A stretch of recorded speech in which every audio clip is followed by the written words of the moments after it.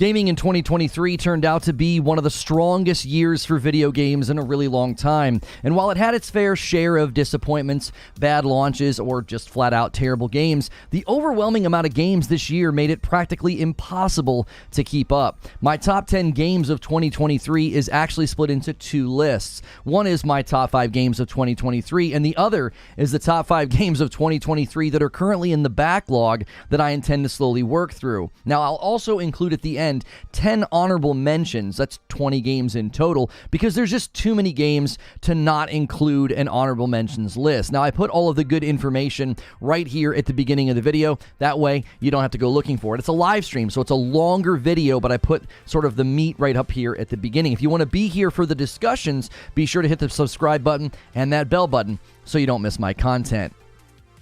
The top 10 games of 2023 for me was a difficult list to come up with, partly because so many great games came out, but also because so many great games came out, I struggled to finish a lot of them. I'd get 30% or halfway through a game, and then another big title would drop. This is a great problem to have, as my gaming habits are now more limited to short gaming sessions, so my backlog is full of great games waiting for me. So, I want to give you my first, which is a top 10 games of 2023. It's a pretty eclectic list, as I enjoyed indie titles and VR games this year as much as the big blockbuster titles. Second, I want to give you the other half of my top 10 games, which is the top 5 games that are currently in my backlog from 2023. Games that were just so good, I didn't want to put them down, but out of necessity, I had to. Lastly, I want to give you a quick rundown of 10 honorable mentions. So you get 2 top 10 lists, okay? You get the top 10 games and then a top 10 honorable mentions, because some titles are more of an ongoing experience for me and my family, or co-op gaming sessions, so I'm continuing to play them, but they didn't quite make it to the top of the list, but they are games worth checking out. So first up, my top 5 games of 2023. Now, I'm going to do this in reverse order, okay? So coming in at number 5 is Viewfinder, and this game is just absolutely pleasant. It is a super creative indie puzzle game that utilizes 3D spaces and photographs. The indie scene was so strong this year that it was sadly overshadowed by Sea of Stars and Cocoon. Now, that's a great problem to have, right? So many great indie titles that something is creative, as Viewfinder got overshadowed. So I absolutely loved Viewfinder. I played it on a Friday night stream with my wife. I even had sort of an emotionally moving moment with the game, and then I spent every night after it slowly finishing it. I would love for there to be a sequel of this game. The graphics, the vibe, just the feel, how they combine it with very creative mechanics is a must play if you're a fan of indie games or if you're a fan of puzzle games. Now, coming in at number 4 is a PSVR 2 game from In Dreams called Synapse. Yes, another rogue game has won me over, and rogue-style games are honestly perfect for VR gaming sessions. Asgard's Wrath 2 almost took this spot, but I'm still working my way through that game, so it's somewhat in limbo. It's not on the backlog because I'm playing it, but I'm also currently not done with it. Synapse is a game I can always come back to, and a complete run was just so satisfying. I truly hope they do more with this game. The eye tracking combined with telekinesis is such a unique and immersive experience, and the game definitely has its own look and its own identity. So any PSVR 2 owners out there, you really want to check out Synapse. That's not one to sit on the sidelines from. Now, my third game of the year is actually an expansion, okay? And this expansion was one that I was hoping would achieve what it achieved, okay? It made me fall in love with and enjoy a game that I had not been able to up to that point. Cyberpunk 2077 Phantom Liberty. After the 2-hour opener, and I streamed that on the channel, I simply could not put the game down. Some of my game sessions with this went a little long and probably annoyed my wife, but it did everything that I wanted Cyberpunk to do when it first launched. And the reason I'm including this on this list is it makes an entire game now worthy of my recommendation and even playing it now. So if you're like me and you false started with Cyberpunk over the years and you just couldn't get into it, this is, I think, an opportunity for you to dive in to Cyberpunk. And I put well over 20 hours into this DLC, so it essentially functioned as a full game. I mean, some games' campaigns only run 15 to 20 hours, and I think I landed between 20 and 25 hours on just this DLC in particular. So if you've had that experience in the past with Cyberpunk, Phantom Liberty for me really, really redeemed, not necessarily redeemed it, but it made it a game that I wanted to play. Now, number 2 on my list is honestly one that should have been in the first spot, but Star Wars Jedi Survivor. Okay, now this one was tough because we recently debated about some potential theories about the story and the ending and certain characters. And I truly think that Jedi Survivor as a game is a more complete package for me as a fan of action games and as a Star Wars fan. Okay, I think it's a more complete package than my number 1. But the way that this game launched and its current standing and its current score on Steam, on principle alone, I cannot have this in the number 1 spot for this year. And it would have stolen that spot handedly if they would have just let this thing launch when it was ready, which is a bittersweet aspect to talking about this game. It is one of my favorite games and favorite series, okay? Sadly harmed by a rushed launch schedule, likely from Disney. Now, the good news is, I'm going to cover this in a Star Wars Outlaws video, is that maybe Disney is allowing Star Wars games to push back their release dates, which I think that is the best thing to do. So, this game has an absolutely wonderful story. If you are a fan of Star Wars, it's excellent. If you're a fan of action games, it's just an absolute blast. And you can really make things hard on yourselves. You can play in certain ways. You can, really make the difficulty. You can ratchet up the difficulty. There's a lot of things you can do in this game to make it a very, very fun experience. It's not just a good video game. It's not just a good Star Wars game. It's fantastic Star Wars storytelling, and I can't wait to see what they do next. Hence some of the theory crafting that we did recently in a member stream. And that leaves the number 1 game for the year for me, and that for me is Spider-Man 2. Currently, I have about 30 hours in this game, and that's continuing to go up. Periodically, I just work on clearing parts of the map or playing with a second controller, like co-pilot with my son. But in the realm of open-world action games, this is probably one of the best, or maybe even the best I've currently played.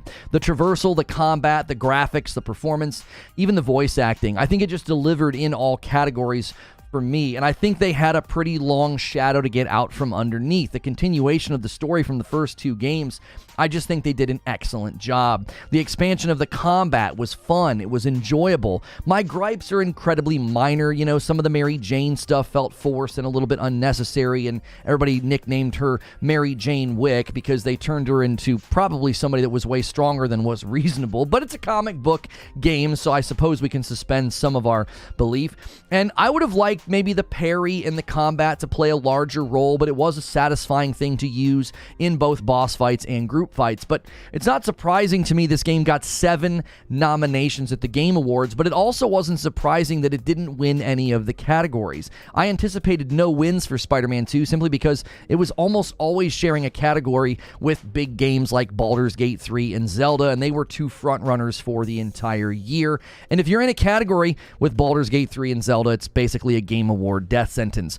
Even Alan Wake 2, I think, made things tough on a lot of other games this year. It kind of pleasantly took everybody by surprise near the end of the year, which is something I think is worth celebrating. Like, my enjoyment of a game doesn't need any affirmation from a Game Award. The nominations themselves, I think, were affirmation that this game was at a high quality.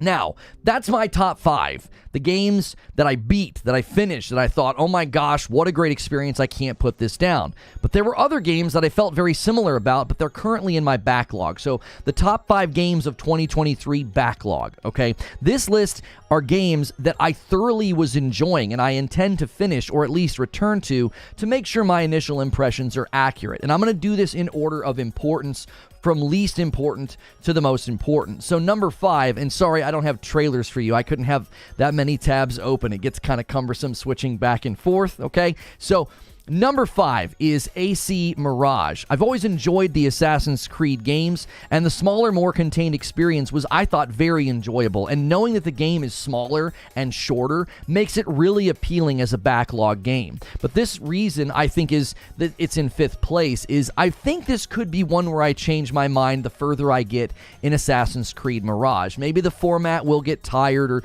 maybe the story might bore me, but the initial story setup and gameplay, I was really enjoying it. It felt like a step back into the original games that I loved. I sort of binged AC 1, 2, and Brotherhood, and then I had to stall out in Revelations because I just played too much Assassin's Creed in a small amount of time. Assassin's Creed Origins remains my favorite of the franchise, and I put almost 3 hours into Assassin's Creed Mirage when it launched, and I would love to go back one day and finish it if, you know, my life and my ever-growing backlog allows me to do so. Now, number 4 is Alan Wake 2, and this one isn't high on the backlog list because of the game style and my current gameplay schedule. It's just really hard to play a game like Alan Wake 2 for 45 minutes or maybe an hour and a half. I have these little spurts of time where I can kind of pick up a game, play it, and then I got to put it back down again. That's just where my life is right now. And this is a game I think Alan Wake 2 really benefits from meaty play sessions. You really got to kind of put the time in because there's so much that you're trying to piece together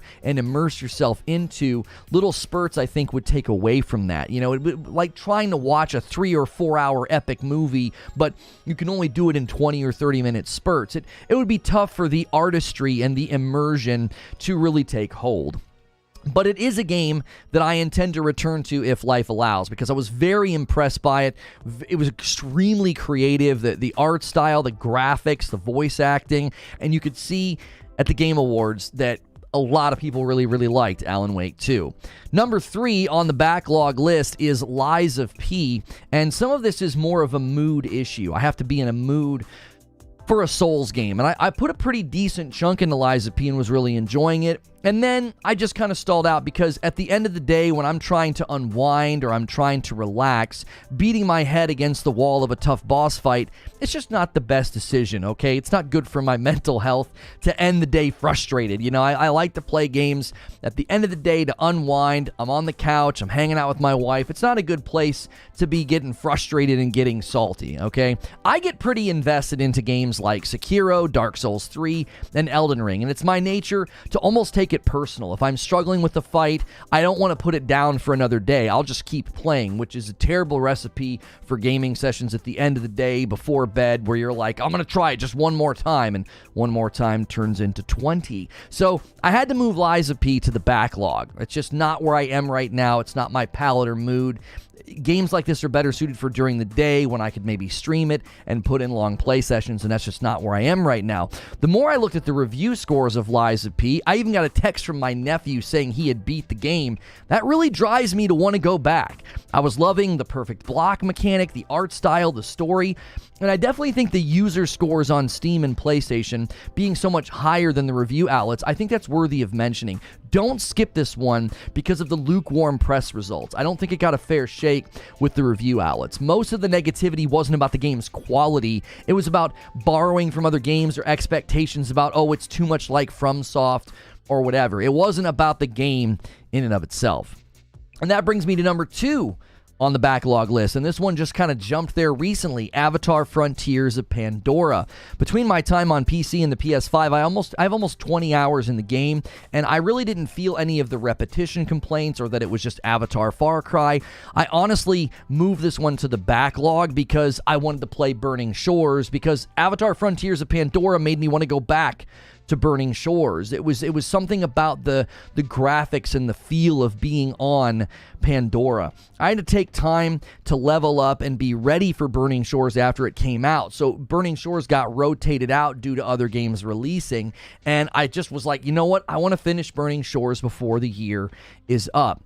And then I want to try to complete The Last of Us remake before The Last of Us 2 remaster comes out, because I never got a chance to play The Last of Us 2. So Avatar's high on the backlog list because I was really enjoying it. I was just in the world. I was questing. I was having a good time. My main gripe was that the hunting at times felt tedious and drawn out.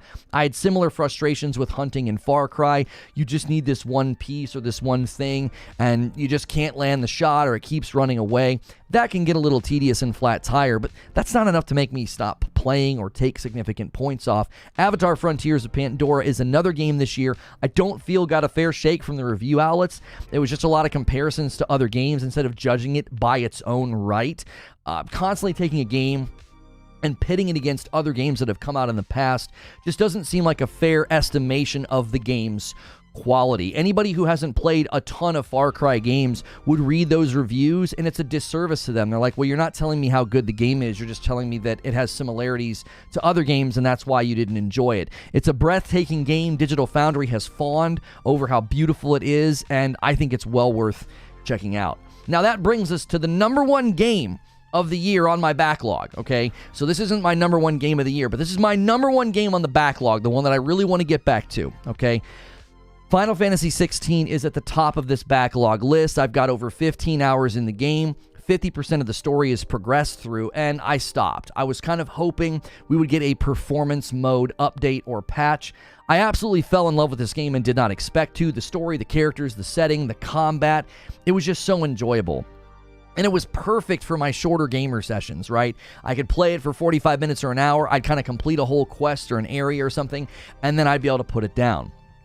My two gripes are basically that performance mode isn't really performance mode. Once you're not in combat, the stuttering and the inconsistent frame rate is terrible. Exploring or navigating the world or just being back in your hometown, it is awful. It doesn't even look good. It looks like blurry. I don't understand why they don't update this performance mode. I also found the icon fights to be amazing in their size and their scope and their spectacle, but they largely were boring and drawn out. I felt like I was sort of in a quick time event. There never really felt like there was a true threat or danger. They were awesome and they were visually impressive, but those are my only gripes, okay? I actually feel like that's a pretty minor gripe because any other time I was in combat in Final Fantasy 16, I loved it. It just feels and it flows really, really well. It's just fun. And I fear that we will never get that performance mode patch, and I'm right now missing out. There was a DLC that came out. But that's my top 10 games of 2023, with the first half being the top 5 of the year. I beat them, I loved them, and then the second 5 being I want to get back to them. They're so good. They're on the backlog. The game was just too full. The game log was just too full this year. All right, now I got to give you honorable mentions because I can't possibly leave it to just those 10 titles, okay? Now, these are in no particular order, but I played all of these in varying amounts of time, and I'm still playing some of these periodically, while others just aren't really high on the list. Maybe I'm just not in the mood for them right now. This ended up being a top 10 list as well, so here's your top 10 honorable mentions, all right?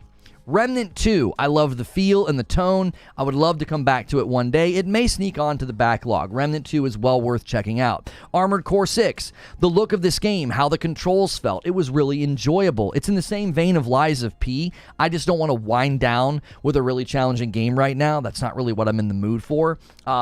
Another one here for the list. Number 3, Asgard's Wrath 2. I just wanted to mention this one again. I'm continuing to work through it. It's probably some of the best combat I've experienced in a VR. I would love to see this come to PSVR 2, but that's probably unlikely. It's currently a MetaQuest 3 exclusive. Number 4, Tears of the Kingdom. I plan on playing this all the way through if the rumored Switch 2 arrives and it can give me 60 FPS in Zelda. The scope, the creativity, it was just such a nice bump up from Breath of the Wild.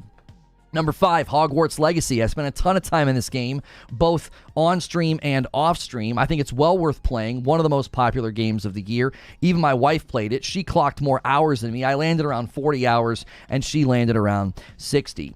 Let's see here. Number 6, Baldur's Gate 3. Now, this is one that may end up being a couch co-op game for us, but the struggle would be how slowly we would progress in the world. 1 to 2 hours a night translates into maybe 6 hours a week, because there's only a couple of nights a week we really feel like gaming.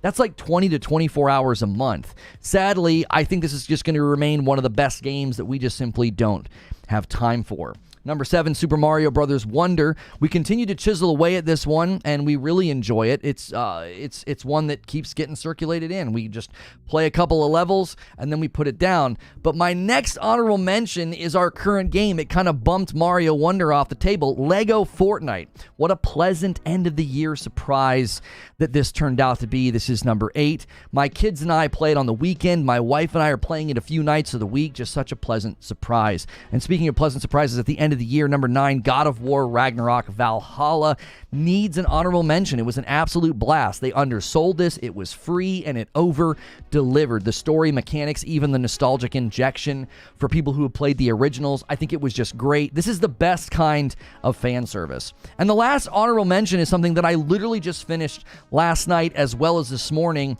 Horizon Forbidden West Burning Shores. When it first came out, my character and my gear were too weak. I'd kind of beelined the story so I could play Elden Ring, so I kind of went through Horizon Forbidden West really fast. I'm glad that I went back. I have over 60 hours in that game now.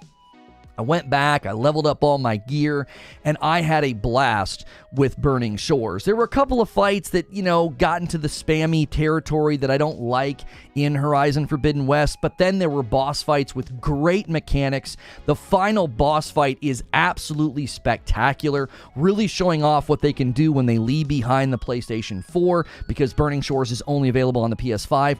The story, the voice acting, the setting, I love what they did with Aloy's character. People that were criticizing that, I don't know what they're talking about. I thought this was stellar work by the team at Guerrilla. It's exciting to see maybe what they'll be able to even do with the next one, because the next one will not be cross-gen. So there you have it. My top 10 games of the year and a top 10 honorable mentions list as well. But hey, listen, that's just what I think. What do you think? What's your top 10 or top 5 games of 2023? So let me give you my thoughts and my conclusion on this. It really is great, I think. It's a great time to be a gamer when you have to make a top 10 list and like half of the games are currently on the backlog, okay? I remember folks always talking about their backlog, and I never understood what they meant, because back in the past, when I was exclusively covering Destiny, I could plow through most big releases because I would just play them in the afternoons, and I could stream a game for 3 or 4 hours. Well, if you play a game for 3 or 4 hours a day, 5 days a week, I mean, you're easily going to hit somewhere between 15 and 20 hours the week a game comes out, all right? But work-life balance with being on YouTube instead of a different platform that only is about streaming. My kids are also older now, so schedules are getting fuller and we're doing different things in the evening. I now know the pain of filling a backlog with great games that I want to play, right? But it's a good problem to have. It means I always have a good game waiting for me. In the event that 2024, maybe there's some stinkers in there, maybe there's some bad games in 2024, no worries. I got a long list of games from 2023 that are waiting for me to play through them. The second thing I want to say is even my honorable mentions list feels like a backlog, as many of the games I would love to make time for, or I'm just currently slowly playing through, like Super Mario Bros. Wonder or Asgard's Wrath or Lego Fortnite. I think that is a really good sign that we're in a great year or great time for gaming. There were game genres and game types that I just don't have time for, or maybe I'm just not in the mood for. Sometimes I'll get the itch to want to play a game like Lies of P, and other times I'm just not in the mood to get my butt kicked. That means a lot of different types of gamers got to enjoy games this year. I commonly encounter this when watching a big video game showcase. Roughly 60 to 70% of the games that get shown, well, they just don't interest me. I usually am interested in, 25, maybe 30 or 40% of the games, and then the other half just I'm not that enthralled with. And I always see that as a positive thing. It means that gaming is reaching a very broad audience, which I think is important for gaming survival. My conclusion is this. Everyone is now looking to 2024 and wondering if it can deliver as strong as 2023 did. And for me, it's already looking pretty promising, but it's okay if it feels a bit thinner. And with the new marketing approaches, who knows? We may be in for some surprises, some shadow drops, some real quick releases that are available within a couple of months of the first trailer. In any case, I've told you my top 10 games of the year, and I even gave you 10 more honorable mentions. So that's my list. Now it's time to hear yours. And that is the show open. Thank you guys so much for being here. I hope you had a great holiday, a great Christmas, whatever it is that you celebrate. We did take an extra day off. I had no time over the Christmas weekend to get any work done. So writing that monologue was just not in the cards. Like every single day was full of just fun activities with friends and parties and food and presents. It was great. It was great. So that's why we did not have a stream yesterday. Well, we did a member stream, but I didn't do like a normal stream yesterday. I didn't do like a normal talk show in the morning. It was just impossible to get down here into the studio. The one day I thought I was going to be able to get down here, it just didn't work out. It did not pan out. I was unable to tear away from the festivities, but that's a good problem to have, right? It means I was able to relax. I was able to hang out with the fam, watch Christmas movies, and have a good time. So Let me move this over here to live chat. And if you guys missed it, you guys did go crazy last week. You unlocked the Friday night stream. I sang some Christmas carols. We had some we had some fun. We also played some Jackbox. So it was a good time. Just recommend my 10 favorites. Yeah, you don't got to put them in order. I am interested in what people's top 5s are, what their top 10s are. You know, because my list is very, very different than I think I anticipated it being. The fact that 3 of the things on my list were unexpected. The fact that Phantom Liberty is on there. The fact that a VR game is on there. A VR Rogue is in my top 5 Synapse. And the fact that an indie puzzle game is on my top 5. I don't know. It was really cool to be like, wow, all the games I thought, you know, I was looking forward to or that I was really going to sink my teeth into, I think 2 of them landed exactly where I was hoping that they would, even though I got to Jedi Survivor later in the year. If that game wouldn't have launched in the state that it launched in, I would have probably spent more time in it, right? In the beginning of the year. I would have probably put that on the number 1 spot, but I got to it later in the year. And Han shot first, and so did you, Joker Quinn, with the first gifted member of the day. Thank you so much. Let's get that goal out here on the screen. Every 25, I give 5. We can end the year with a bang. Thank you so much, Joker Quinn, for the first gifted member of the day. Good morning, Infinite. Good to see you. 2,500 hour and 100 games on Xbox. I'm ashamed to say that UFC game is my number 1 most played with 1,000 plus hours. I don't think there's a problem with that. I think that's a good thing about gaming. I mean, you got 1,000-something hours in a game that I will never touch. That's just, I don't play those games, man. I don't play fighting games, sports games, racing games. Like, I don't know what it is about them. They don't appeal to me. Maybe it's because they're more rooted in the real world or something. Maybe I want to be a superhero or in some fantasy land. I don't know, you know. I get it, though. I've got friends that, you know, that's all they want to play is those sports games. They absolutely love them. Eugene says, Armored Core 6, Resident Evil 4 Remake are kind of tied for the number 1 spot. After that, he's got Alan Wake 2, and then Synapse, and then Final Fantasy 16. Oh, so Synapse made it to your top 5 list as well, Eugene. That's interesting.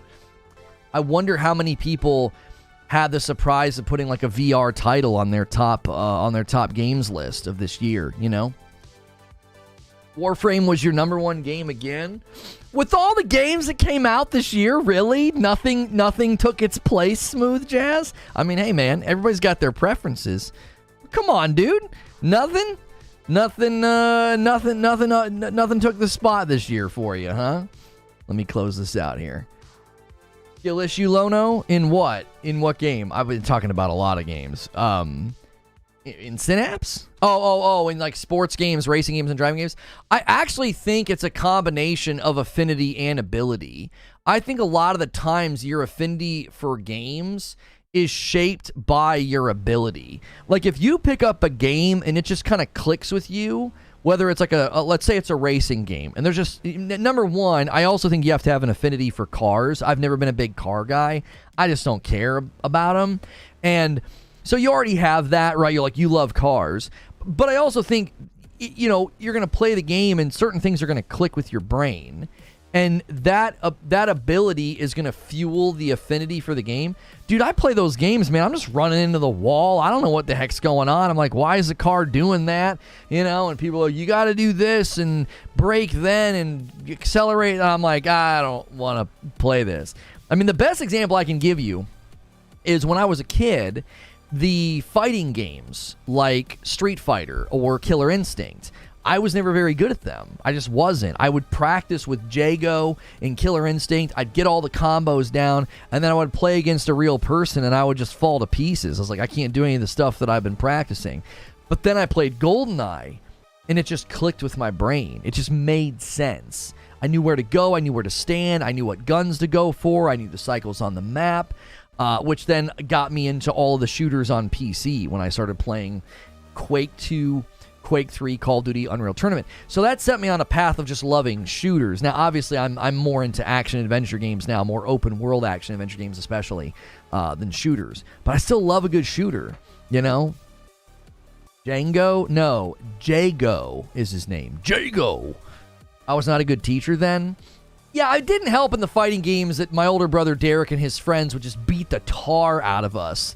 But at the same time, I had that experience when I played the campaign of Killer Instinct. I'd practice all my moves going to the campaign, and I would just get obliterated. I just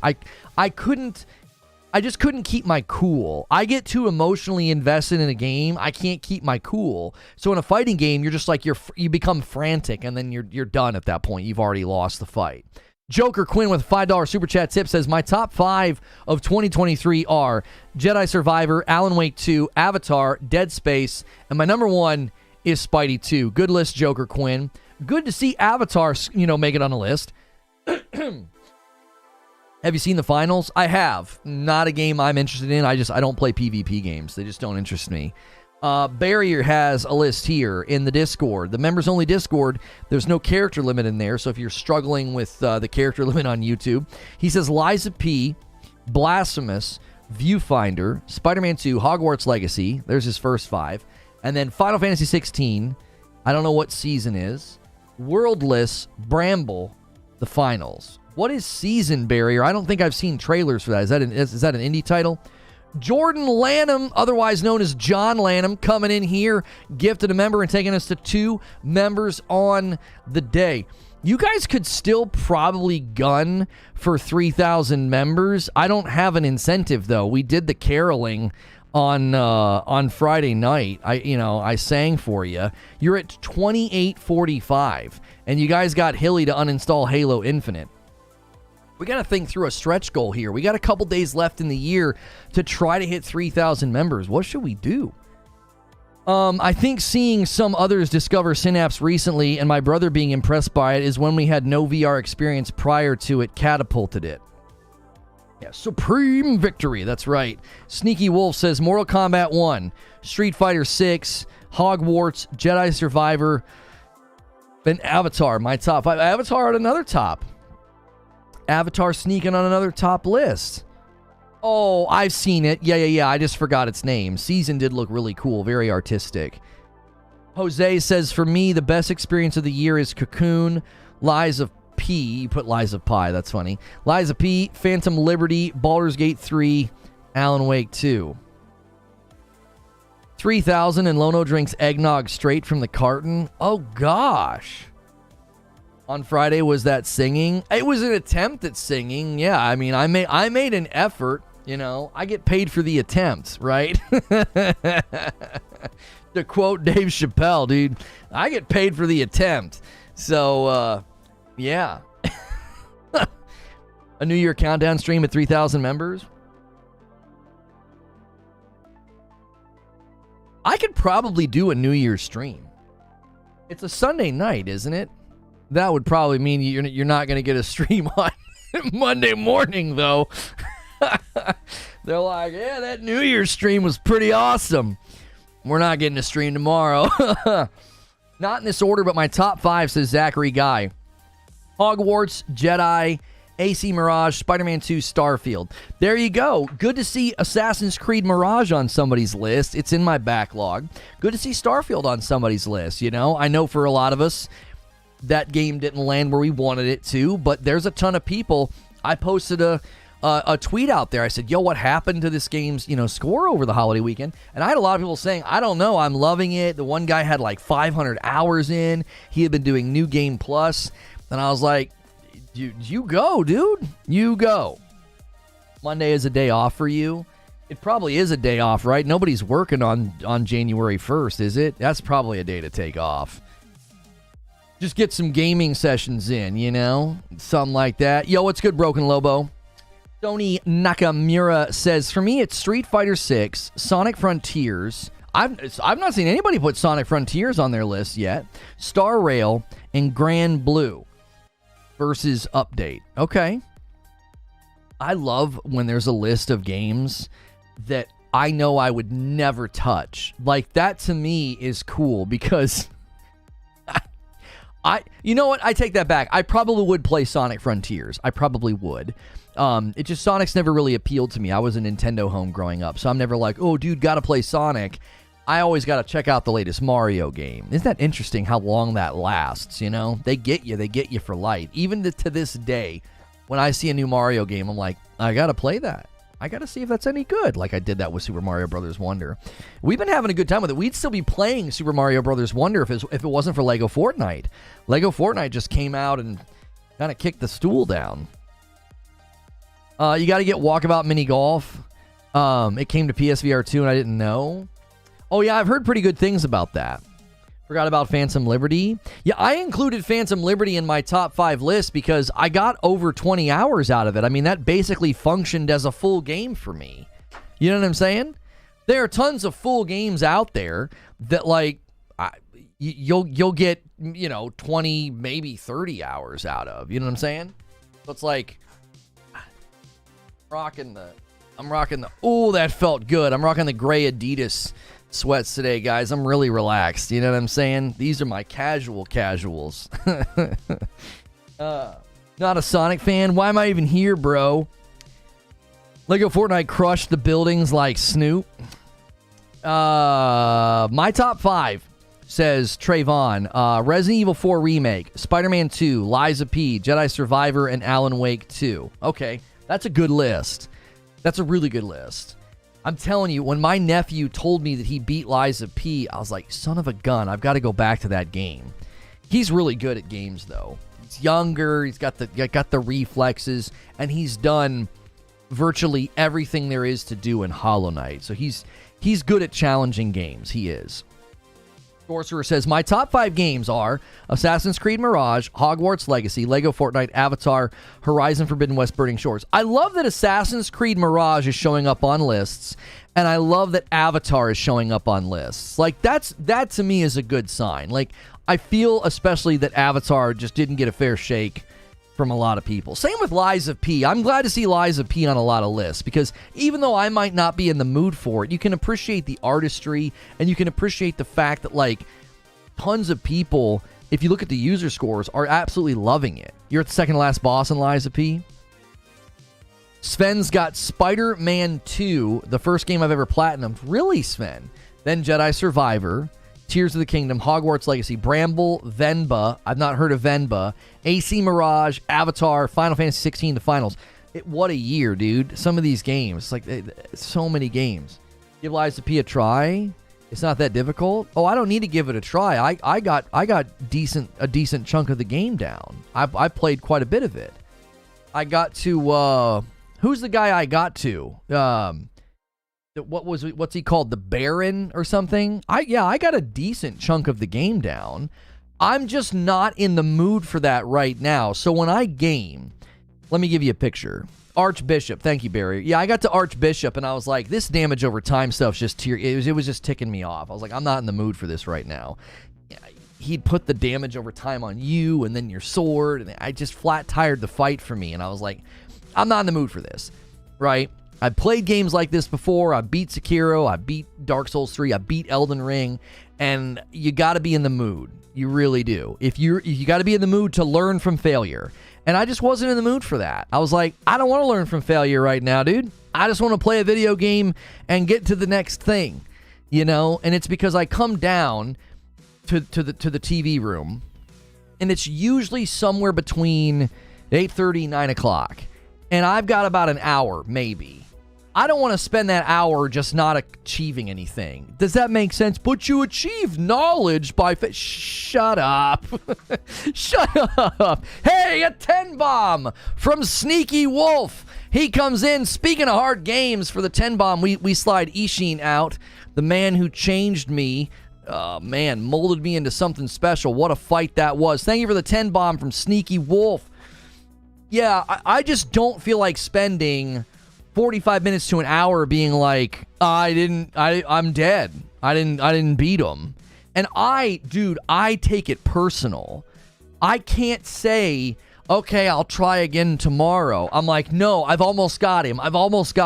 I did that with the one guy in the room who, like, pours the stuff into his belly, and he's putting fire everywhere. I did that one night, sitting next to my wife. I was like, I've got him. I know I've got him. And she's like watching, and sometimes she tries to help. She's like, no, dodge, or, because she's learning to read the fights herself.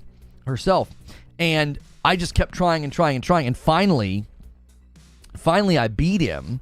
But then I had played way longer than I wanted to. We didn't really have time to watch a show. Like, it ate into my entire evening, and I was like, I just don't want to do this right now. Like, I just get too invested. So Liza P got moved to the backlog, not because I wasn't enjoying it, or I don't think it's a bad game or anything like that. I was just like, dude, you got to be in the mood for this. You got to be in the mood to fail, because you're not gonna go through here in one shot. Not that I've ever expected to one shot bosses in games like that, but they're just designed to punish you, and you're supposed to say, okay, what's the lesson? And yeah, that fight in particular, I know they readjusted some things with Archbishop, so it is possible that I could go back in it and feel like, okay, it's a little bit more balanced now. It felt a little overtuned.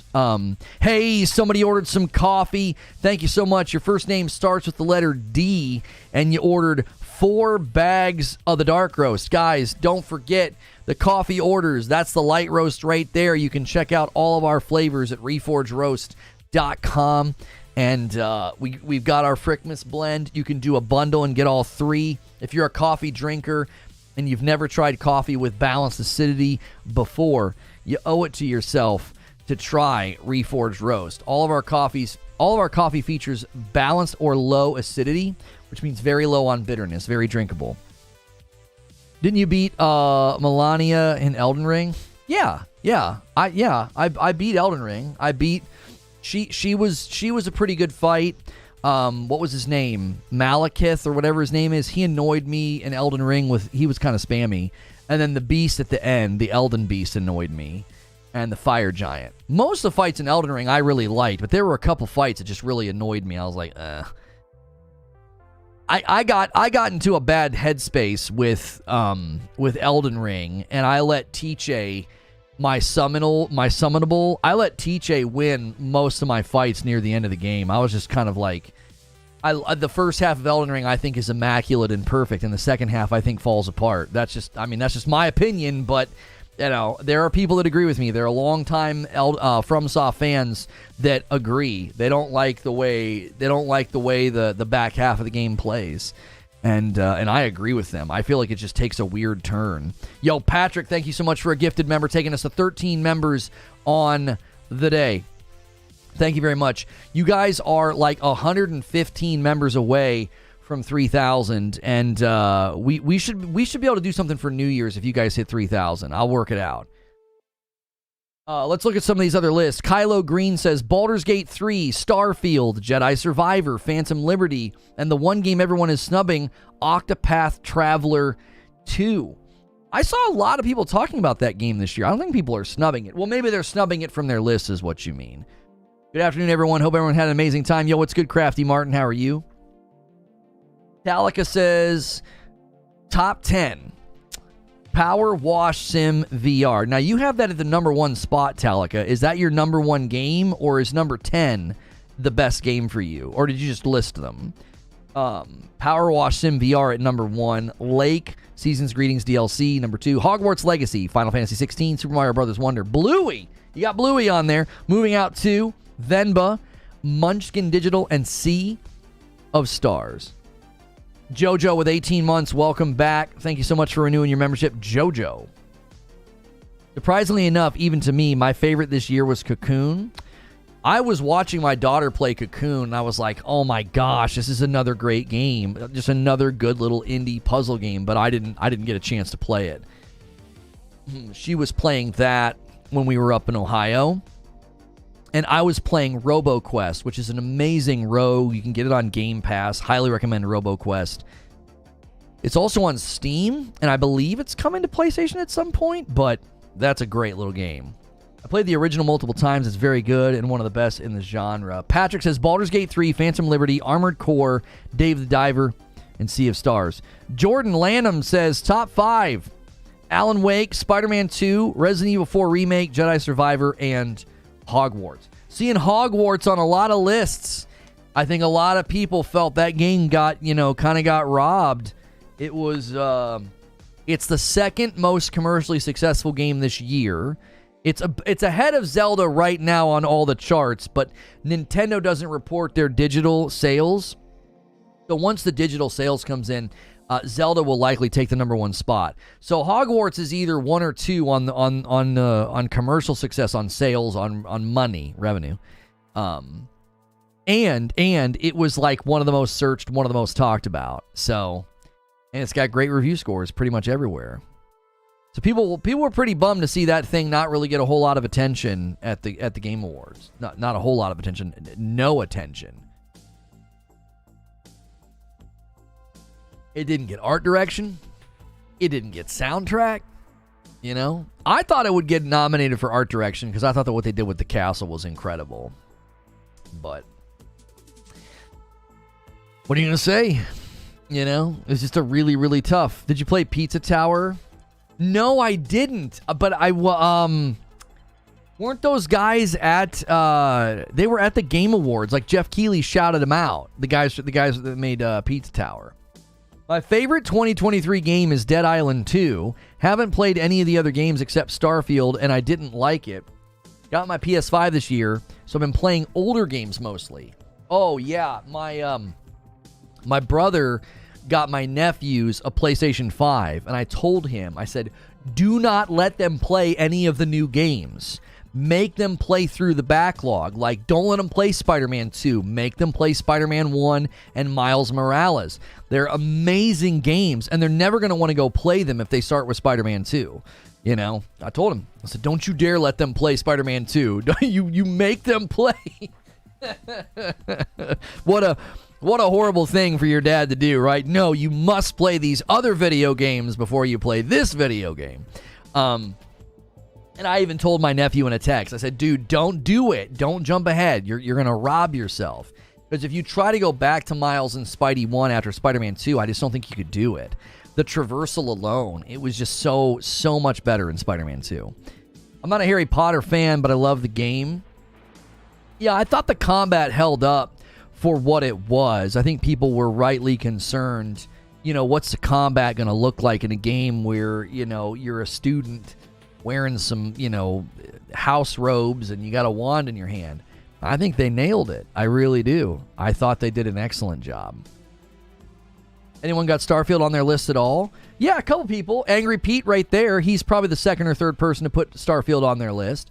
He's got Zelda, Baldur's Gate 3, Starfield. I don't think I had time to play anything else that came out this year. I'd add No Man's Sky Expeditions. I dump more time into those. Every time I see somebody talk about No Man's Sky, Ginger Prime did a video about, reacting to people's comments, people that are either excited or not excited for Light No Fire because of No Man's Sky. Like, is that a shadow or whatever? And I every time I see footage of No Man's Sky, I'm like, oh, I wish I had time to dump into that game. It's just awesome. The PSVR 2 experience is fantastic. It's such a satisfying content loop. It's such a beautiful and iconic world to be in, a universe to be in.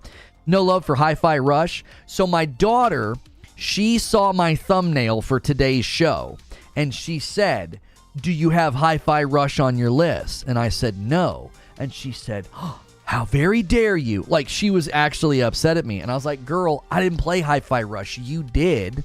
I'm not putting that on the list, right? She was pretty upset. She's like, did you put Stray? Did you put Stray on the list? I was like, girl, Stray came out last year, not this year. So she was really upset that both Hi-Fi Rush and Stray were not on my top 10 games of the year list. So there you go. I got called out by my daughter this morning about that. Kong, game of the generation. Literally less than 10% of people finished it. So my account is one of those people because of my daughter. Yeah, my daughter finished that one. She loved it. She absolutely loved it. I had to help her with a couple of sections because the platforming, it got a little tough sometimes with the timing. You know, she's 10, so, you know, a couple of times she needed a little bit of help, but she was whooping the bosses, and, you know, I would try to help her in the boss fight, and she would, like, be telling me what to do, and she'd just get annoyed and take the controller back. Because I've not been playing. I'm like, I don't know what I'm supposed to do. She's like, hit this, now switch to that person, and call that person down. I'm like, I don't know what you're talking about. You're like 10 hours deep in this game. I've not touched it, you know? I heard it was a great game. Did she call you a pony? No, she didn't call me a pony. She doesn't know those terms yet. You know, I guess she'll learn those terms one day. Hopefully by the time she's old enough to be on the internet, those terms will be dead and gone, you know. Lono's account getting boosted with games and such because his daughter's playing them all. That's right. Big time fraud out here trying to brag about my trophies and games, and it's actually my kids. Actually, when she plays games on the PlayStation, she's not on my account. She's on my wife's account, and the Xbox doesn't really get turned on that much anymore. It is getting turned on now for Lego Fortnite, though. That we put the Xbox on one TV. We put my wife's PlayStation 5 on another TV, and they both play Lego Fortnite. And then I play on my Spider-Man PlayStation, but I use the Portal because I don't have a third television. That would be kind of obnoxious anyway. 2 TVs is a little obnoxious as it is. So the PlayStation Portal coming in clutch. Welfare Rockstar coming in with 19 months of membership, and it's a VIP. Tears of the Kingdom #1, he says. Then Jedi Survivor, The Finals, Starfield, Phantom Liberty. There's somebody else putting Starfield on their list. Tears of the Kingdom was the best story of any Zelda game ever. I really hope the rumors about the Nintendo Switch 2, I hope they're true, because that is one game that I felt terrible putting down, because I was loving it, but I just couldn't do it. As soon as you come from a 60 FPS game and you try to play a 30 FPS game, it is just jarring. It's why I put down Final Fantasy 16, dude. It's why I put down Final Fantasy 16. I was like, dude, I can't do this. It looks so great in the combat, and it feels so great. And then I go to town, and it's like, blah, blah, blah, blah, blah, blah. It's like the game is skipping, and it's blurry. It doesn't even, it's not like it drops from 60 to a stable 30. It's in like the 50s and the 40s. Then it's in the 30s. It's all over the place. It's so annoying. It is so annoying. And the fact that they've not done anything about it. If you can achieve 60 FPS in the combat, then you can achieve 60 FPS in a town where the NPCs are all standing still. Like, come on, dude. What are we doing here? Come on, Yoshi P. Give me my performance mode. Anyways, that one, I felt terrible. I felt terrible putting down Final Fantasy 16 and putting down Zelda. It was just like, oh, these are such good games, but I can't do it. It looks awful, especially on a big screen. You guys got me that huge TV, dude. It looks terrible on a big screen like that. Try Final Fantasy 16 on the Portal, then the smaller screen might make it more tolerable. That's actually not a terrible idea. Lone Wolf, my top 10, he says. #1 is Jedi Survivor. Now, I almost put Jedi Survivor in the #1 spot. When we were looking at that story sequence yesterday, no spoilers, but we were getting pretty deep into some theories about the ending of Jedi Survivor. I was like, you know what? I think this might be a better game than Spider-Man 2. But the way that it launched, I couldn't give it the #1 spot. It still has a terrible score on Steam. It just isn't doing well. It's not running well as far as I can tell from the feedback. Lone Wolf after that, though, after his #1 being Jedi Survivor, he's got Baldur's Gate 3, Spider-Man 2, Liza P. Hey, Starfield. Here's somebody with Starfield. Someone's asking about Starfield. Hogwarts Legacy. Lords of the Fallen. Really? You got Lords of the Fallen on here. A lot of people were very unhappy with Lords of the Fallen. Armored Core 6, Super Mario Brothers Wonder, and then #10, he's got Immortals of Avium, another surprising one to hit a top 10 list. I didn't see a lot of people putting Immortals of Avium on their list for the year. Is Jedi Survivor in its final form now as far as performance? On console, my experience on PlayStation 5, I would say out of 10, the performance is still like a 7.5, maybe an 8. There's still weird stuff that happens. There's pop-in. The NPCs will act funny in the ship. Weird things will happen during cutscenes where if it's like a non-cinematic, if it's like an in-engine cutscene, just weird stuff like every time they come to your character, your clothes like settle into position. I don't get why games are still doing that.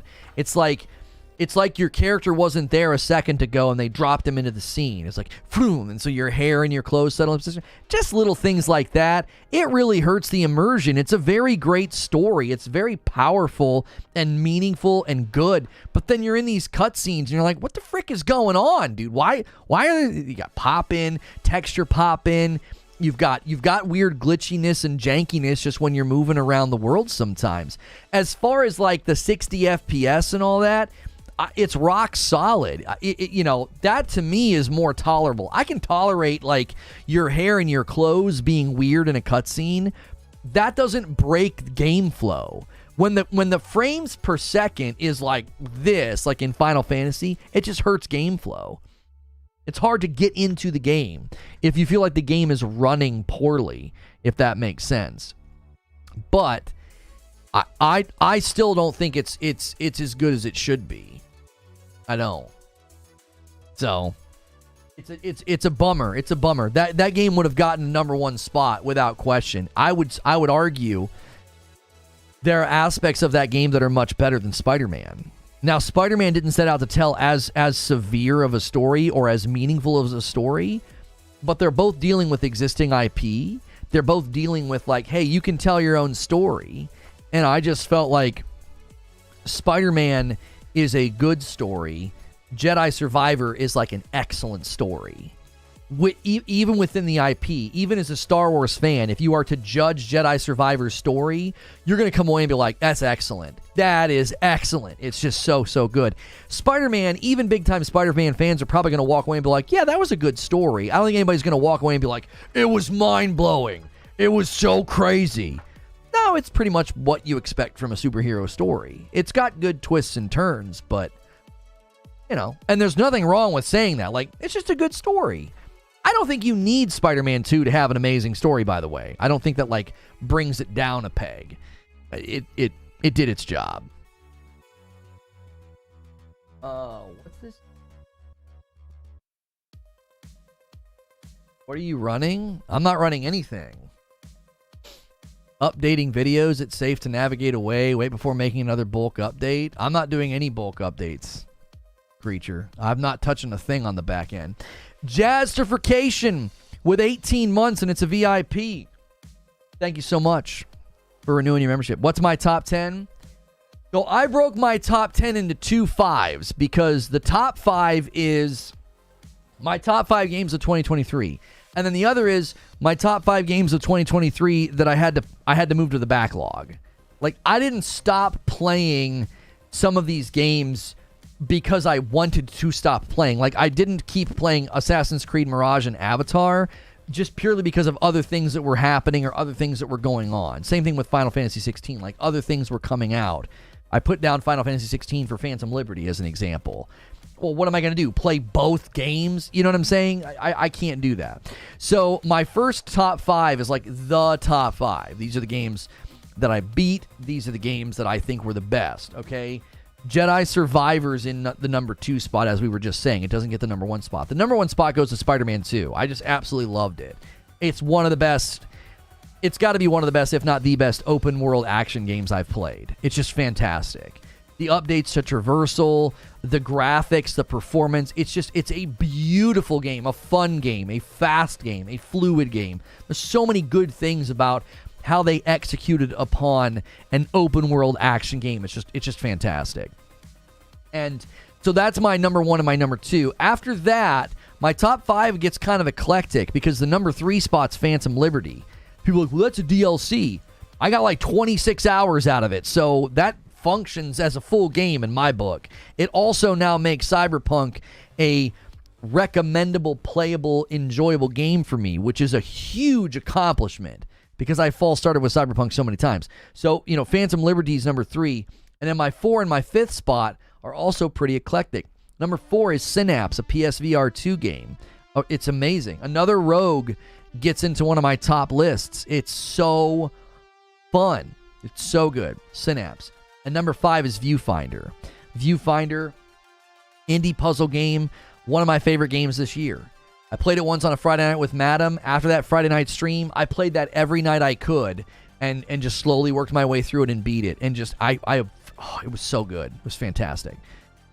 So that's my top 5. Now, my top 5 games of the year that are currently on the backlog, so basically the second half of my top 10 is Assassin's Creed Mirage, Avatar, Final Fantasy 16, Lies of P, and Alan Wake 2. All these games, for different reasons, just got moved to the backlog. Lies of P, as I was explaining earlier, when I'm trying to wind down for the evening and play for like an hour, that's a terrible game to wind down with. I can't relax. I get amped up. I get irritated. I don't want to stop playing until I beat a boss. That's not a good scenario. Games like that are better suited for like when we played through Sekiro and I could stream for 2 or 3 hours, right?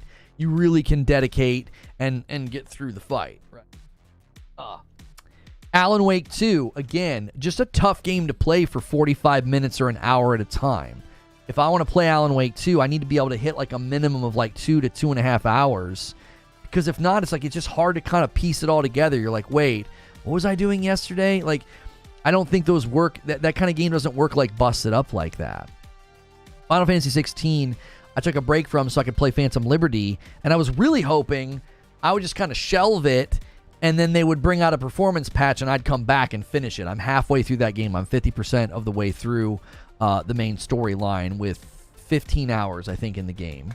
And then AC Mirage, I put like 3 hours into on stream, and that's one that I will happily rotate back in, knowing that I can beat it in a pretty contained amount of time. Like, I think that just makes Assassin's Creed Mirage really appealing as a game, knowing that it's not some big, giant AC Odyssey, AC Valhalla-sized game. What else? Avatar. I was loving Avatar. Strangely enough, playing through Avatar Frontiers of Pandora, I've got roughly 10 hours on PC and I think like 10 hours on PS5. So I'm like I think I'm like a third of the way through the game. It made me want to go play Burning Shores. So when Horizon Forbidden West Burning Shores came out, is chat completely busted? What's going on here? Are you guys having trouble chatting? What is happening? I've got no new messages. I just refreshed. Is anybody having issue with chat? Now all the messages are coming through like really, really fast. Okay. YouTube is just having a problem. Anyway, what was I saying? Oh, yeah. When Horizon Forbidden West Burning Shores came out, it was like, I think my character was level 38. And if you beeline through the story in Horizon Forbidden West, you will end the game at like level 38. And the DLC wanted you to be quite a bit higher than that. I can't remember how high. So I basically, throughout the year, my son and I would play, or I would play, and I was just hunting for pieces and parts to level up all of my gear. I think now my character's like 53 or something ridiculous.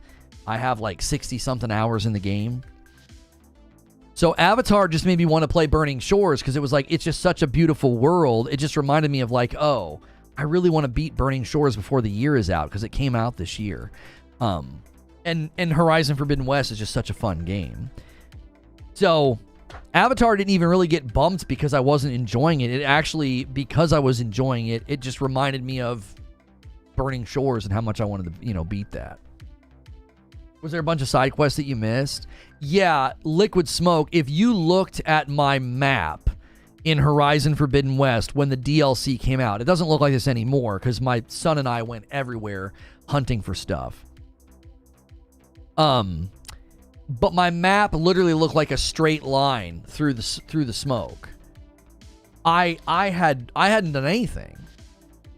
I hadn't gone and done side quests. I hadn't explored the map. I literally beelined the main quest because the same thing happened when Horizon Zero Dawn came out. Horizon Zero Dawn came out and Zelda Breath of the Wild was like this looming launch that I wanted to be there day one for. So I rushed through Horizon Zero Dawn, like the second half. I did the same thing through Forbidden West. I just rushed through it.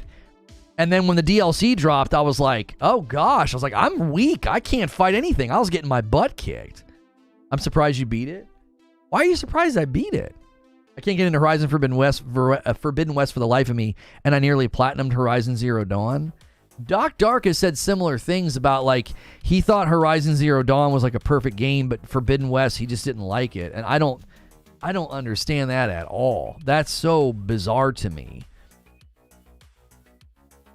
The poor performance mode at launch had something to do with it. What? I played Forbidden West at launch on stream, multiple play sessions with performance mode. I didn't have any issues. I had some enemies pop in and some, like, I had some, like, of the plant life and stuff pop in, but I didn't have any major issues at all. I thought they patched it fairly quickly for some of the pop-in issues. The DLC gives you a bird to fly and swim. Was I the only person that couldn't figure that part out, where you're flying at the thing and you got to dive without getting shot? And it just was, I just couldn't get it to work right. It'd be like, hide behind the ruins. And I was like, okay. So I'd fly behind the ruins and I'd still get shot by a ton of stuff. I'm like, what's going on here? Like, I'd literally be behind the ruin. The one time I got too close and I thought, okay, that makes sense. I was too close. But the other time I was like way back from it. And I was like, what the frick's going on? Like, that part didn't make any sense to me at all. It was so weird. I just felt like I couldn't go fast enough. I'm like, go faster, you stupid bird. And finally, I went to the right and just barely made it by the skin of my teeth. Like, once I got to the deeper water, the diving timing was easy, but using the ruins, I was like, I can't figure out what you want me to do. Like, it didn't make any sense. The final boss, I loved the final boss. It didn't have a poor performance mode. Yeah, I don't know what you're talking about. I don't remember there being anything poor performance with it, other than some of the pop-in. Gameplay in Forbidden West is significantly better. I don't understand people who say that at all. Yeah, I don't get it. It doesn't make any sense to me. I thought the final boss was excellent. I think the combat in Forbidden West, it shines when you're in like a 1v1 with a big bad. Because you learn their attack patterns, you're slowly trying to do your own thing, like navigate the fight in the space and like knocking things off and looking for weak points. I think Forbidden West combat is at its best there. And then it's at its best when it's in like the more, maybe smaller, more medium-sized fights. There's these weird fights in between where you're just getting spammed from like everywhere. Like, you'll have two bile guts hitting you, flying guys hitting you, and I feel like all you do is lay on the ground. I'm like, this isn't fun at all. Like, you get hit from out of frame, and then Aloy lays there, and you're like, get up, Aloy. Then she finally gets up. By the time she gets up, another enemy's ready to attack, so then they hit you. I think there's this weird valley that some of the combat falls into that's just so not fun. The big bad fights are awesome. The more medium to small size fights are great. There's these weird... They're almost like bosses, but not. And if there's multiples, I just feel like you get stun locked. And you're like, oh my gosh. Like, I don't know. But I thought the ending boss fight of Burning Shores was just phenomenal. The outside fight was great. Had like multiple phases. And then the inside fight was great. Climbing through the inside was like... I always felt like the climbing in that game... It doesn't feel fluid. It feels really like halting, if that makes sense. I don't know. The climbing in Forbidden West, I always found to be the least enjoyable part of navigating the world. I feel like they have her, she's like really halting. It's like they went for a real stylized climb instead of just making it like quick and fluid. I know she's not Spider-Man, but I always found the climbing in that game to be not that great. It always felt very halting and like intentionally slow. It's like, just get up the thing, go climb the wall, like, just go.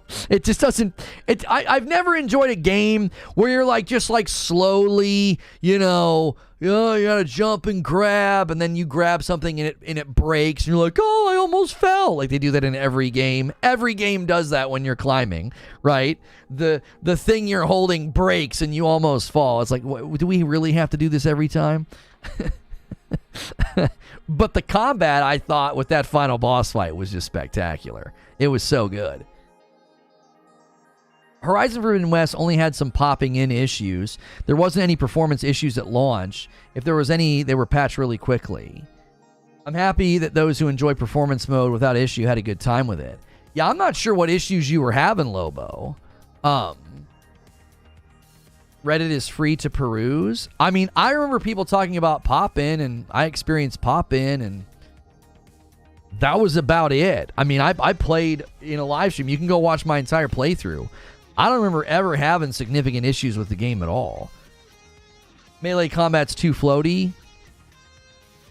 Yeah, the melee combat, I shied away from it. There were times where it was really fun, and there were other times where it just felt like they need to do a little bit more with this. It still didn't feel like it was as good as it could have been. Maybe just a simple parry, I think, would have made a pretty big difference.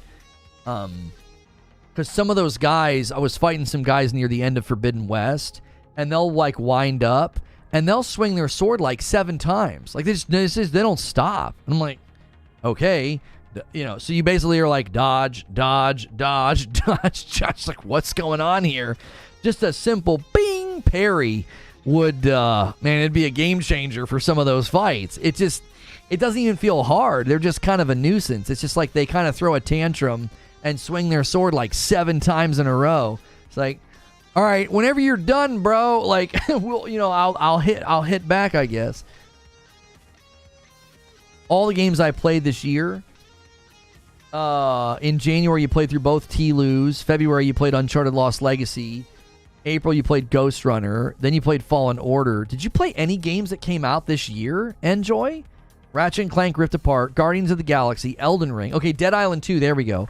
Battlefront 2. Okay, there we go. Jedi Survivor, Spider-Man 2, Ragnarok, Valhalla. I was like, did you play any games that came out this year? Your backlog was massive. He's just plowing through last year. Look, I'm a pony, says Lobo, but the game wasn't for me. We'll try it again next year. Well, I mean, I'll be honest. If you go watch my playthrough of Forbidden West, Broken Lobo, I'm pretty critical of it throughout. I found the combat to be real spammy and real stun-locky, and that was before they patched some of that. Like, she lays on the ground. I still think she lays on the ground for way too long. It's like, get the frick up. There's no reason in action combat flow to have the player laying on the ground that long. It doesn't serve a purpose. It's just annoying. It's like, okay, yep, you got me. Sure. I'm just doing nothing here for how many seconds? All right, get up off the ground. She laid on the ground longer in vanilla than she does now, and I still think she lays on the ground too long. It's so frustrating. It's like, get up, Aloy. Quit taking a nap. And the reason it was frustrating me in the early game is even the most basic enemies have like a new range attack that is also pretty spammy.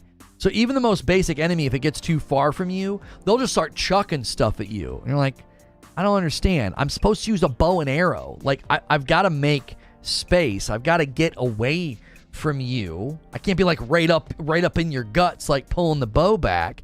So you'd make space, and then the enemy would be like, oh, there they are, and their tail flips up, and they're like, bing, bing, bing. And you're like, what the frick? Like, some of the combat rhythm in Forbidden West, I actually don't think is that great. I think it's at its best when it's the big 1v1s and the more like smaller to medium sized fights. Once you get some of the bigger guys, or there's like a lot of guys in an area, it just gets real spammy. It's like, what the frick's going on here, you know? Final Fantasy 16 is meant to be good only in fights. If you're talking about the performance mode, yeah, for sure.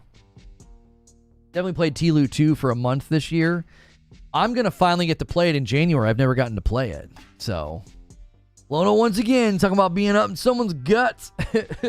Final Fantasy 16 was one of my favorite games I played this year. You got to use smoke bombs? No. Don't do that. Don't do that. That's never the answer. Being like, acknowledging that the game might get spammy or stun locking, like, well, you got to use smoke bombs. No. The first game, I never had to do any of that, right? Now, some fights were a little bit harder than necessary in the first game because I didn't like using traps. I preferred just to use my gear. But I never felt like that in the first game. Like, all right, I'm finally lining up my shot. I'm going to nail them in their weak spot. And then some enemy over here is like, no, you're not. And you get spammed with some range attack. It's like, come on, man. Let me have my big moment. Like, I knocked this guy's piece off. He's got a weak spot exposed. Here comes my shot. Like, the combat rhythm just gets kind of funky at times. And it usually is because you're just kind of overwhelmed. There's guys all over the place. And you're just getting kind of spammed. And it's hard to make space sometimes because Aloy's not particularly fast, right? She's not meant to be. She's not a superhero, so she just kind of runs. And making space can be tough. If there's not, like, things to vault up onto and, you know, kind of get above the fight, it can be really hard to make that space sometimes. Sounds like the game is telling you to use other stuff. No, I don't agree with that because it happened in multiple occasions. It was, you know, some of the earlier fights, some of the middle of the game fights. So early on in the game, you don't have a ton of equipment, and I even felt like real early on, I was like, what in the heck's going on here? This is where we part ways. The game gives you a situation and a mechanic to counter it. If you don't use it, that's on you. But that simply isn't true. The smoke bombs don't address the spam. That's actually not facts. That's false. That's provably false. You've not even played the game. You're assuming that what he said is an answer to the problem. It's not an answer to the problem. If enemies separate from you and you're trying to make range to shoot with your bow, and you're like, oh no, you got to use smoke bombs for that. So every fight, I'm supposed to make sure I have smoke bombs. That's kind of one-dimensional. That's not facts. That's not how the game's even designed. The encounters are not designed for you to be like, well, every time the enemies get away and start to spam, you got to drop a smoke bomb. And if you don't drop a smoke bomb, well, then your criticism's not valid. It's like, that's awfully one-dimensional. Every fight breaks down into that. The enemies separate, they reassess where you are, and they'll start launching stuff at you. Then then a lot of them, you know, they'll charge, okay. I played an entire 32 minutes. Right, yeah, I mean, play the game. You don't even know. Like, that's not even the mechanical answer. A lot of the times the mechanical answer is sneak and lay traps. And I don't like doing that either. They give you multiple routes of engagement. So acting like I'm ignoring the answer is incredibly presumptive. That's not even how the game's designed. The game is designed for you to approach combat from a litany of ways, and you're acting like, no, this one-dimensional solution is why you're having a hard time. It's like, no. I've watched people play melee-based in Forbidden West. I've watched people play trap-based. I've watched people use all the different weapons. They'll put the sticky stuff on them, then they put the thing on them that like blows the parts off, then they shoot the weak spot, then they'll do like their little, they put the thing on their arm or their bow or their staff, and they show her face, and then she shoots a really strong. There's like 8 ways to approach every fight. Like smoke bombs wouldn't have changed some of the encounters that I was feeling like, well, that got a little spammy. Goodness gracious. You know what I'm saying? Like, a smoke bomb might have helped some of the times, but like it doesn't help every single time. Some of the fights, there's just lots of stuff going on. And the minute you're exposed, smoke bomb's not forever. The minute you're exposed, you're gonna get smacked around. And I think a lot of it actually is because she lays on the ground too long. I think there's way too much downtime there, and that leads to some of the stun lock. Like, you can't alleviate that. Like, if you get knocked on the ground, it's not like, well, use a smoke bomb. It's like, what do you mean? I got knocked on the ground. I'm like laying there. You could also tether machines to the ground so they don't charge you. I actually find the charging to be one of the best times because those are easier to dodge. It was the separate and just hurl stuff at me, even from out of frame. A lot of times you're just getting hit from out of frame because there's just a lot going on. I never appreciate when someone like utters a minor criticism about something and it's like, well, you had to play this way. You played wrong. And it's like, I didn't play wrong. There is no wrong way to play. This is the way I played, and I think this is a weak point in the combat of the game. I think Aloy lays on the ground too long. I think the combat can get kind of spammy and redundant, and I think the combat shines in the big 1v1, boss fights. And I've never appreciated when someone outlines that level of nuance, and it's like, well, you just got to use smoke bombs. You didn't use smoke bombs. It's your fault. And it's like, I feel like you didn't listen to a single thing I said. I like, we get into this all the time about games. It's like the minute you utter a minor criticism, someone's like, well, you should have used this weapon. No, you should have used this skill tree. And it's like, what are you talking about? The whole game's built around choice. And if I have to choose that choice to mitigate what I feel like is an overtuned pain point, I feel like that's not the best balanced game design. Combat 100% gets redundant. I think combat gets redundant in any game because you're repeating the same actions. But I feel like in that game, there are often times where it's more of this out of frame spammy stun lock damage, and you end up on the ground. You don't feel like you're in a fight. You sort of feel like you're just sort of watching things happen to your character. You're like, I'm not even a part of this.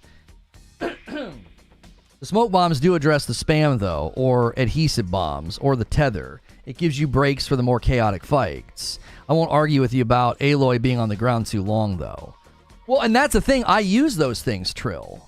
I use the adhesive bombs, and I use the rope launcher a ton in the first game. Usually I use the rope launcher in the first game for the flying guys because it was the best way to keep them down. Just like I don't know how I did it. I don't remember what I did, but I had a rope launcher in the first game. Its handling was so high that I was able to just like shoot it super fast. It was like kaboom, kaboom, kaboom, kaboom, and they'd be instantly on the ground. And then I'd go up there and be like, and give them their, their critical hit or whatever.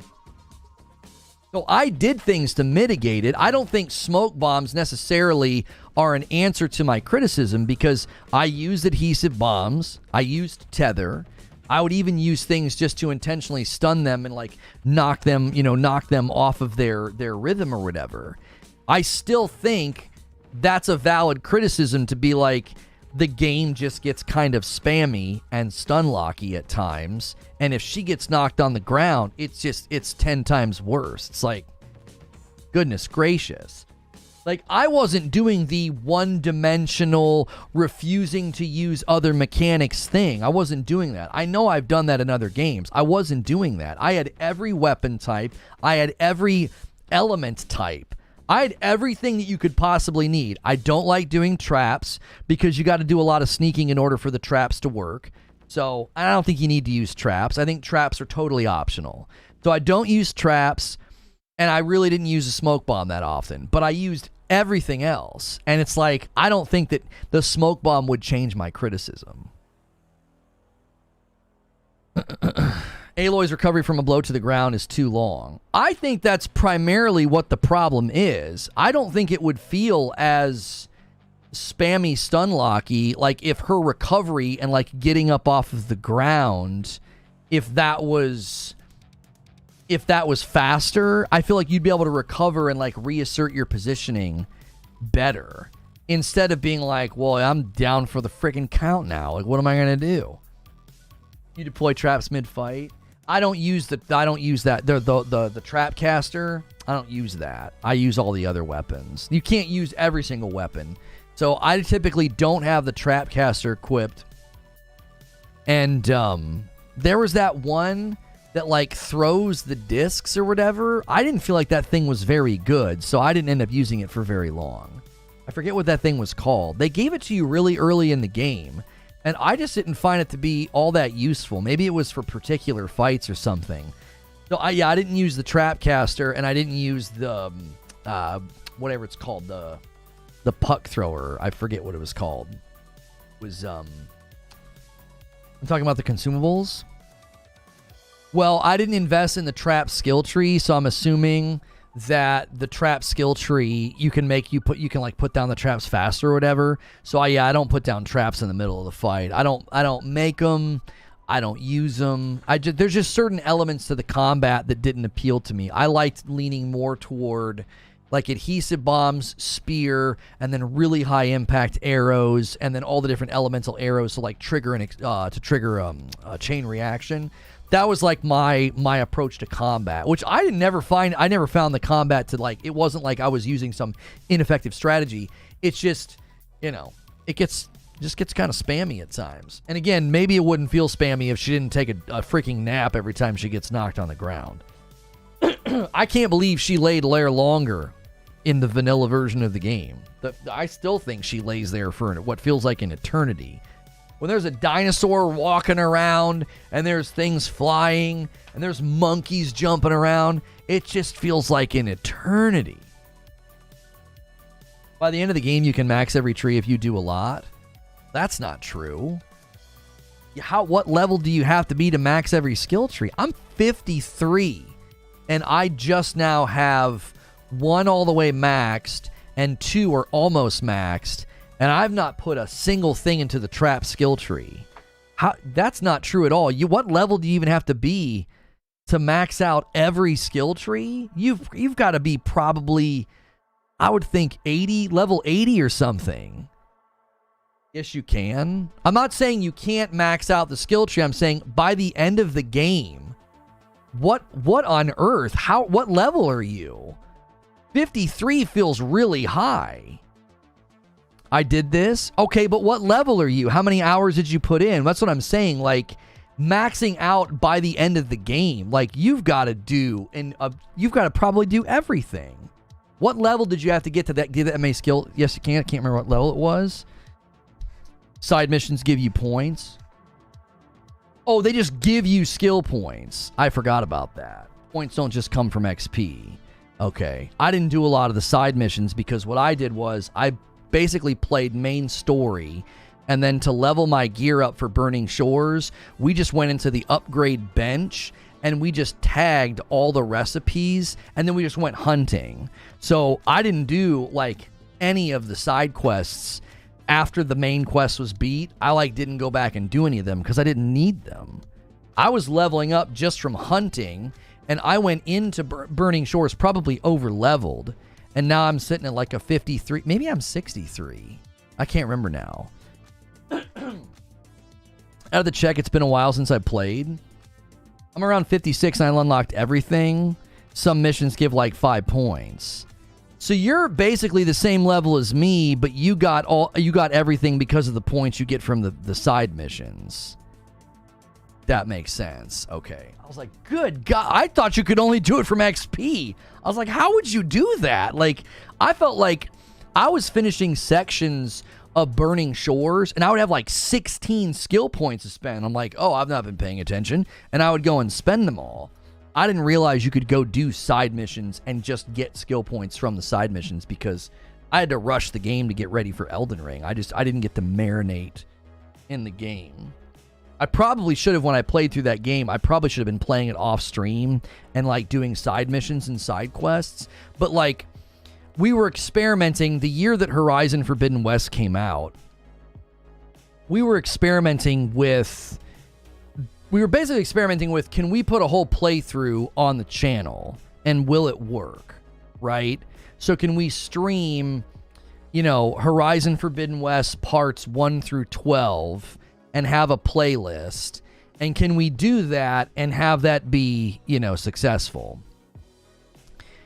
And we tried it with Horizon Forbidden West, and we tried it with God of War Ragnarok. And it just doesn't work. It's just not really what the channel is built around. So we've since moved from that. Like, we didn't do that this year at all. I did that with Hogwarts, and I think that was our last sort of stab at doing lots of gameplay. And even that, we just eventually realized, like, this just isn't going to work. It doesn't have staying power. Like, if you're not sort of known for playthroughs and play sessions, it just doesn't have staying power.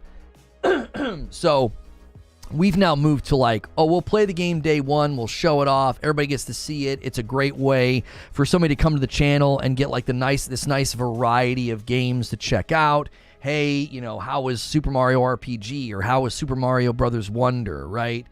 And you get to just almost like sample, instead of like, oh, here's 15 parts of Spider-Man 2, you know what I'm saying? Here's 20 parts of whatever other games, of Phantom Liberty. We just haven't done that because it just doesn't fit with the content flow right now. Hogwarts is why I came here, though. I mean, I'm sure that there are people who found me through Horizon, Ragnarok, Elden Ring, Hogwarts. I'm sure there's people that found me through that content, but it just doesn't work with what we're doing now. I can't I can't plan a show and scope out what's going on in the gaming world and the gaming press and write a monologue and also we try to record uploads because YouTube's done some great things with channels now where you can kind of do both. For a while there, you kind of couldn't do both. And so we had to adjust some of our planning and strategy around okay, what kind of videos can we create now that uploads will work on a live streaming channel? Because if you go look, there was a time period where we just didn't do uploads. We would do 2 live streams a day. Well, that makes it really easy to do gameplay. You just always make the second stream gameplay. A lot of the times that's what we did. Well, when we pivoted away from that towards doing an upload every day, that basically doesn't leave any room for gameplay. It's we go from, the upload to the members and then to writer's room, then I'm planning the next day, writing the next day, and then the day's over. So the amount of content you put out on a daily basis is staggering. Yeah, I mean, I think our output and our production rhythm is quite good for a 2-man team, and to put into that long gameplay sessions, it just doesn't fit. There's not enough time in the day. There's just no window where it would fit. Why not combine playing a game you like with the member stream? Gives you a chance to play games you like and have the discussion. We tried that, and it doesn't. People don't want that. They want the talk show. As soon as I'm not talking and playing a game, engagement plummets. People are like, all right, it's time to leave. So the members get more value out of getting an extended talk show. I'd rather give the members more value than do something self-indulgent. I can play games in the evening in small pieces, And, we'll earn the right one day to be like, hey, we have maybe we have a Reforge, Let's Play channel or something. 3 bags of dark roast to Rygen. Thank you so much for ordering some coffee. That was about a half an hour ago. Sorry about that, Rygen. Slow on the call out there.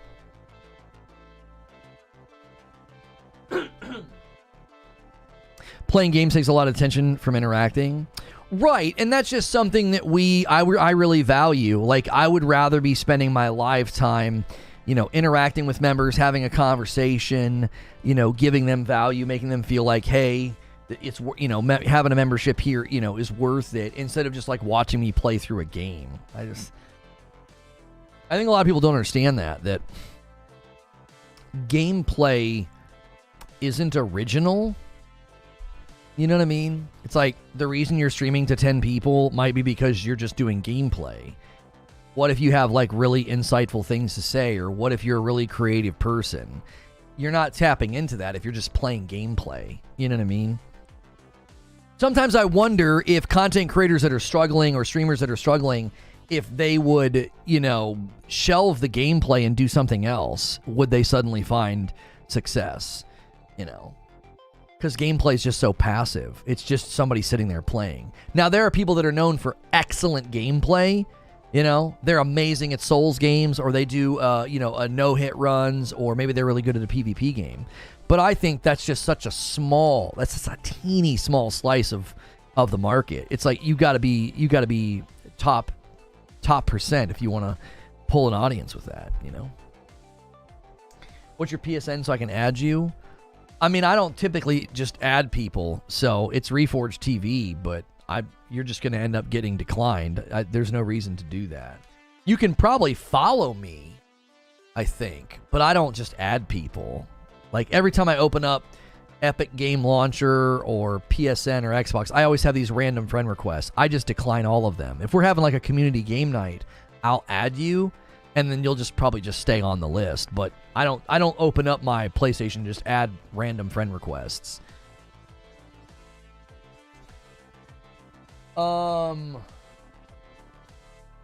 it's better we get Friday night with Madam while one of you plays, the other can interact with chat. Yeah. That's a winning combination right there.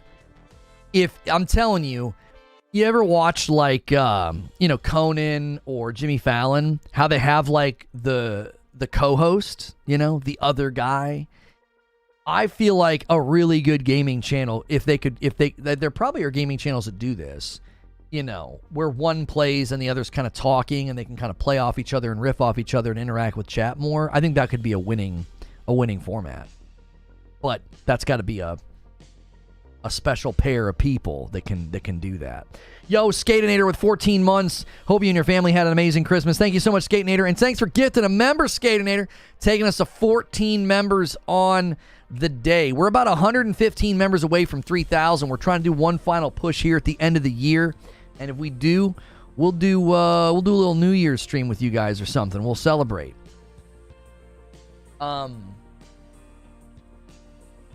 Somebody said, with announcements, previews, and trailers, how is 2024 shaping up for you? I need to look at it because we're trying to scope out like a show that would basically be like everything we're hoping to see in 2024. So we'll, I can't really answer that right now because like I have rough dates and rough games in my mind about like what's allegedly coming. I need to do a little bit more research and be like, I was so focused on like end of the year game awards. Oh my gosh, what won? What are the best games of the year? I haven't really looked that much into 2024. I know first quarter's got a pretty good rhythm already, but I have to kind of like, I have to basically dive into a bunch of the articles and lists of like, here's everything we know that's coming in 2024 before I could adequately answer that question. I just don't know.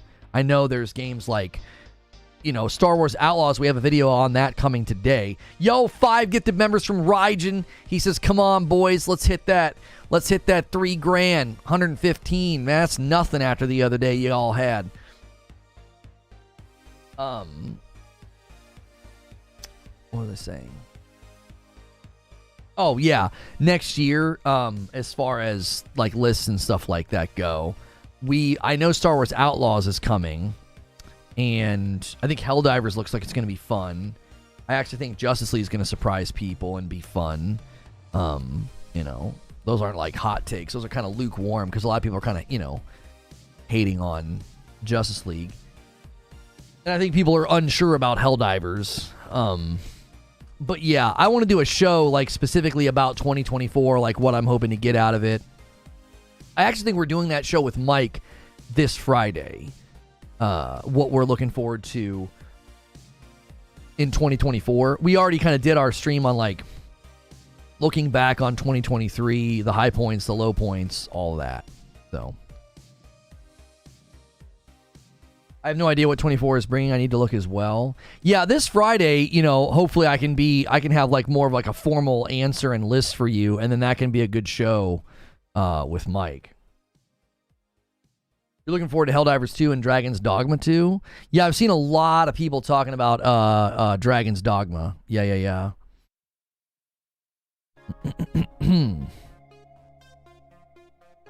Another gifted from Skatinator. Rounds us out to 20.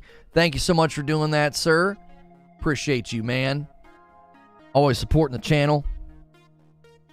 Prize Light No Fire release 2024. Yeah, there's people speculating about that might, that might happen. I don't like doing that. I'm seeing people putting out game lists for 2024 and they're including games that don't even have a release window. So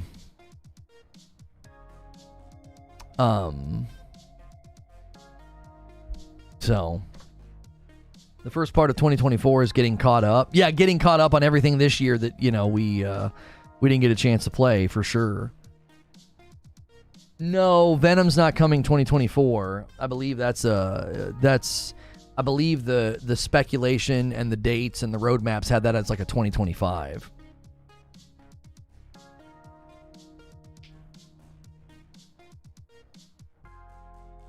Poison, Greta Thunberg, Ivy looking good. Rocksteady, Kill Justice League. I don't know why people are obsessing over what she looks like. There's some real weird energy around that. Rise of the Ronin gets smothered by Dragon's Dogma. Star Wars Outlaws looks incredible as long as they don't screw up the performances or something. It'll be my favorite game next year. Is there... We've all listed our top 5 games, top 10 games of 2023. Has anybody been sitting here thinking we haven't said a game? Is there a game off the radar? Is there an offshoot title that you played We've had some indie titles listed like Viewfinder and Season and Cocoon. Well, Cocoon wasn't really offshoot because it got nominated, but we've had some indie titles listed. Everything you miss in 2023, my list, 200 game list incoming for you right now. You have 200 games that I missed. You played 200 games this year, Butters? Gollum? Yeah, we forgot to mention Gollum. Guys, we're an hour and a half into the stream. Man, smash that like button. Let's set our sights on 200 likes. We take a break, and YouTube beats the tar out of us, man. We take a break for the holidays, and we are non-existent today, man. YouTube is not happy with us. They never like it when you take a break. So show us some love there on that like count. Dragon Ball Sparking Zero is going to eat good. I'm not seeing anything about that. Insomniac still trying to hit one game a year? No. I tried to warn people that wasn't going to be a thing. I was like, you guys are looking at their cadence and you're misunderstanding. Like Spider-Man, Miles, Spider-Man Remastered, Spider-Man 2, and Ratchet being in there and thinking that like that's a normal cadence. I think people were just completely misfiring in their predictions. I tried to warn people. I'm like, there is no freaking way. There's no way. It's like, no. And I think people got lulled into an odd sense of like overconfidence about Insomniac because of the cadence they were able to hit with Spider-Man. I think that gave people, I don't know. There was just this weird overconfidence in Insomniac, and I tried to walk people back from that ledge. I'm like, you're just going to get disappointed because there's no way they would maintain that. I don't see it as possible. I played 68 to 70 this year, mostly older games I never got to play. Yeah, I mean, there was a time where every time a big release came out, I was able to play it and finish it, but I just, life changes, There was a time where I would stream Destiny for 3 or 4 hours, and then I could play some new game for 3 or 4 hours, I was live for anywhere from 6 to 8 hours a day. And that just is different now. Random question, but does anyone remember the game Smash TV for Sega Genesis? Smash TV was like one of the first twin-stick shooters, was it not? BattleBit was my multiplayer game of the year, to get specific. Yeah, I didn't see anybody mention BattleBit, but BattleBit got some traction this year, got a lot of attention, a lot of people talking about it, for sure. For sure. I played Mega Man 3 earlier. It's free on PS Plus now. Good old NES game. Mega Man 3 is on PS Plus? That's a crazy sentence. PS Plus added Teardown in November. I really misunderstood. That game is great. Oh, yeah, I saw a lot of people talking about Teardown. They were really enjoying it. I did. I remember seeing a trailer for it and thought it looked really, really cool. Spider-Man 2 should have been delayed a little longer. What are you talking about? Why should it have been delayed a little bit longer? What was the issue with it?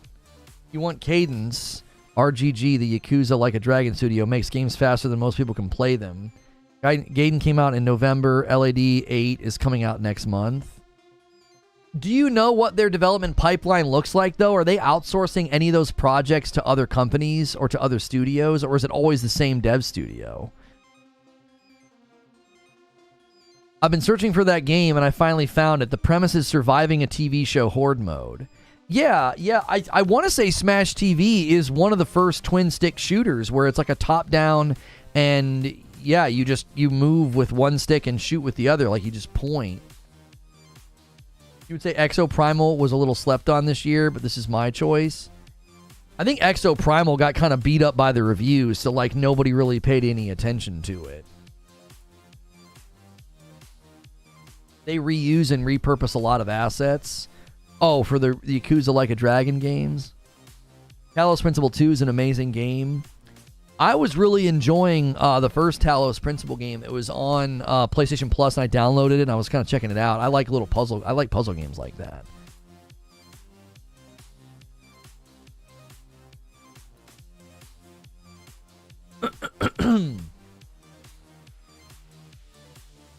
That was a fun game, Smash TV. Spider-Man 2 gameplay was phenomenal. The story could have been a bit better. Kraven was just used as a plot device for the showdown with Venom. I always thought it was weird the way they promoted Spider-Man 2. The whole marketing kicked off establishing Venom, and then when they finally showed gameplay, they focused on Kraven. And so it was kind of like, well, okay, that's kind of a weird pairing. It wasn't like both Venom and Carnage were running around. You know what I'm saying? It wasn't like you just had like a whole host of bad guys. I mean, you did, because you had Sandman and Mysterio was there in his own way. So I guess you did kind of have a couple, but the marketing was a bit strange. It was like, wait, I thought Venom was the focus. And then all of a sudden, Kraven got all this attention. And I was like, I'm gonna be real with y'all. I think Kraven's like probably one of the lamest villains ever. I was like, who cares about this guy? And I thought they did a good job with the villain that I find to be incredibly uninteresting. He was voice acted well. They actually gave him what I thought was a pretty decent story. But it was just like an odd pairing to have Venom and Kraven sort of in the same game as like the two villains. It just, I don't know. It felt odd. I thought it was fine. I thought the story played out, totally fine. Venom and Carnage. No, I was saying that would have made more sense as a pairing to have both Venom and Carnage running around the city instead of Venom and Kraven. Does that make sense? I didn't misspeak. I was saying it was just an odd pairing. It was like, oh yeah, we got Venom and who's the other bad guys? Is it gonna be Carnage? It's like, no, it's gonna be Kraven. Oh, okay. Like they should have had Kraven stalking throughout the city and have random encounters with Venom. Yeah, you play as Venom for a very short spurt. Minor, it's a pretty minor spoiler. I think people kind of anticipated that anyway. Needed more Kraven. Kraven is dope. He's a dope villain, but I found the end of his story to be pretty unsatisfying. I just don't get what's dope about him. Like most of the Spider-Man villains are sort of his antithesis, some exaggerated being, something that uses sand or something that uses electricity or something that uses, giant lizard or a scorpion or an octopus. They're caricatures, you know what I'm saying? They're like these exaggerated beings. And then Kraven's like, I like to hunt. Okay. And I'm really strong. It's like, all right. Spider-Man would punch you once and you'd be knocked out. What the frick are we even talking about here? Like, what's his edge? What's his power? What's his advantage? He was just a really big, strong guy that liked to hunt. It's like, you understand why Spider-Man has his match, in Doc Ock or in Lizard or in any of the other guys that have like a power advantage, Rhino or Kingpin. Kraven's just a dude. I don't get what's so cool about him. I thought he was lame.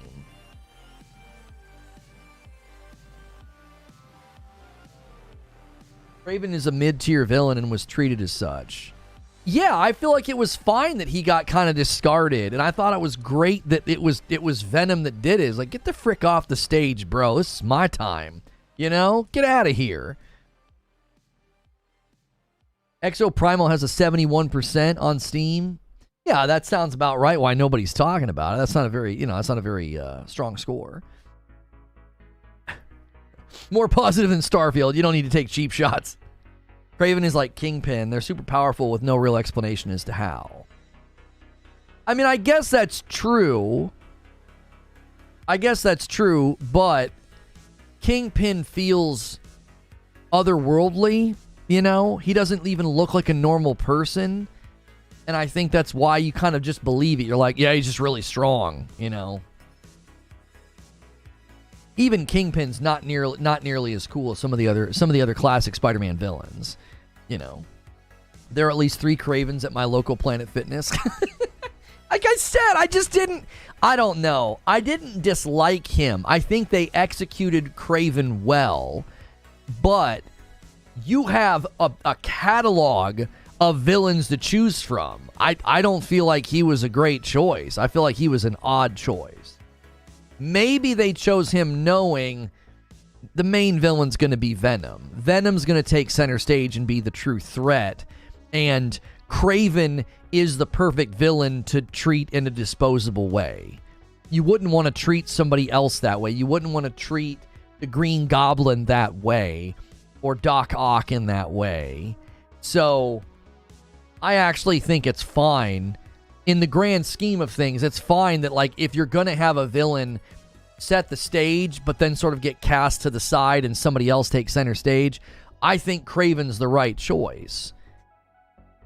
You know, it would be like a Batman game. Like, you don't want the Joker to be, you know, oh yeah, first half, and then toss him out of the game. You know, you'd have the Joker be like the second half, and then the first half of the game would be somebody less important, like Solomon Grundy, or, you know, even Bane. You know, Bane's not that cool. I think there are cooler Batman villains than Bane. I'm probably going to get disagreement on that. But, you know, I think in a similar way, Craven served its purpose. I thought the marketing was just strange because it was like, wait a minute, I thought it was Venom, and now it's Craven. You know, Mr. Negative gave his power. Yeah, that was Mr. Negative. I thought that story arc was awesome. I actually think that's probably the best. I saw people saying that they felt like Miles, his story arc was better in Spider-Man 2. And I think I agree with those people. I think what they did with Miles' character was way more interesting. He's more compelling now as a character than Pete. Pete, the being sad about somebody dying thing, I just feel like we can only do so much with that. Like, okay, Batman, parents died, vengeance, right? Okay, Pete, parents died, Uncle Ben died, Aunt May died. Okay, like, it makes it hard to be like, is there anything more here to the character? You know, he's just having a hard time because people died. Like, I felt like Miles, his journey was way more interesting because it's far deeper to come to grips with, like, revenge and forgiveness and, you know, accepting what happened and fighting your demons. I don't know. I felt like what they did with Miles was really, really cool. I thought it was excellent. Miles, his father died.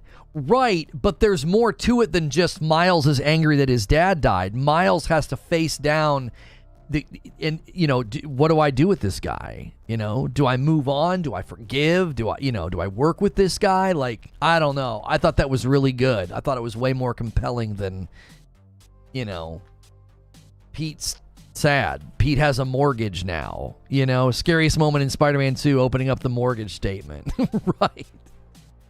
Right. I don't think they did a bad job with Peter. I'm just saying, I think what they did with Miles was more interesting. I felt like Miles is still trying to balance, you know, friendships and being Spider-Man and his mom and, like, what happened with his dad. I felt like that was just more interesting, you know. I feel like that's the difficulty with a character like Pete is, you know, Peter's always kind of the same story arc. Gets bit, people around him die, so he feels like he can't be close to anybody. This is an older Peter. Right, and I think that's just harder. I think it's harder to make that interesting. Like, a story, like a character's arc has to move, right? It has to move from, like, here to here.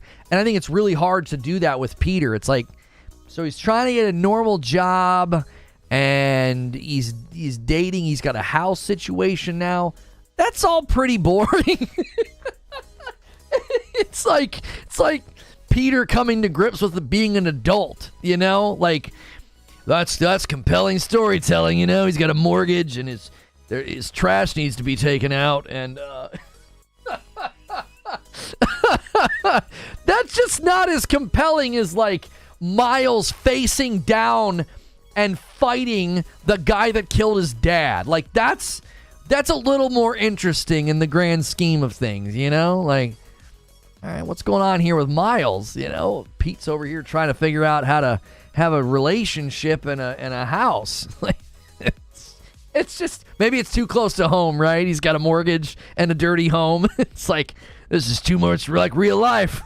I want Peter to be a superhero. Peter is now designed to be the background character. Yeah, oh, for sure. And I think that might have been a subtle way of, that's why they told the story the way that they did.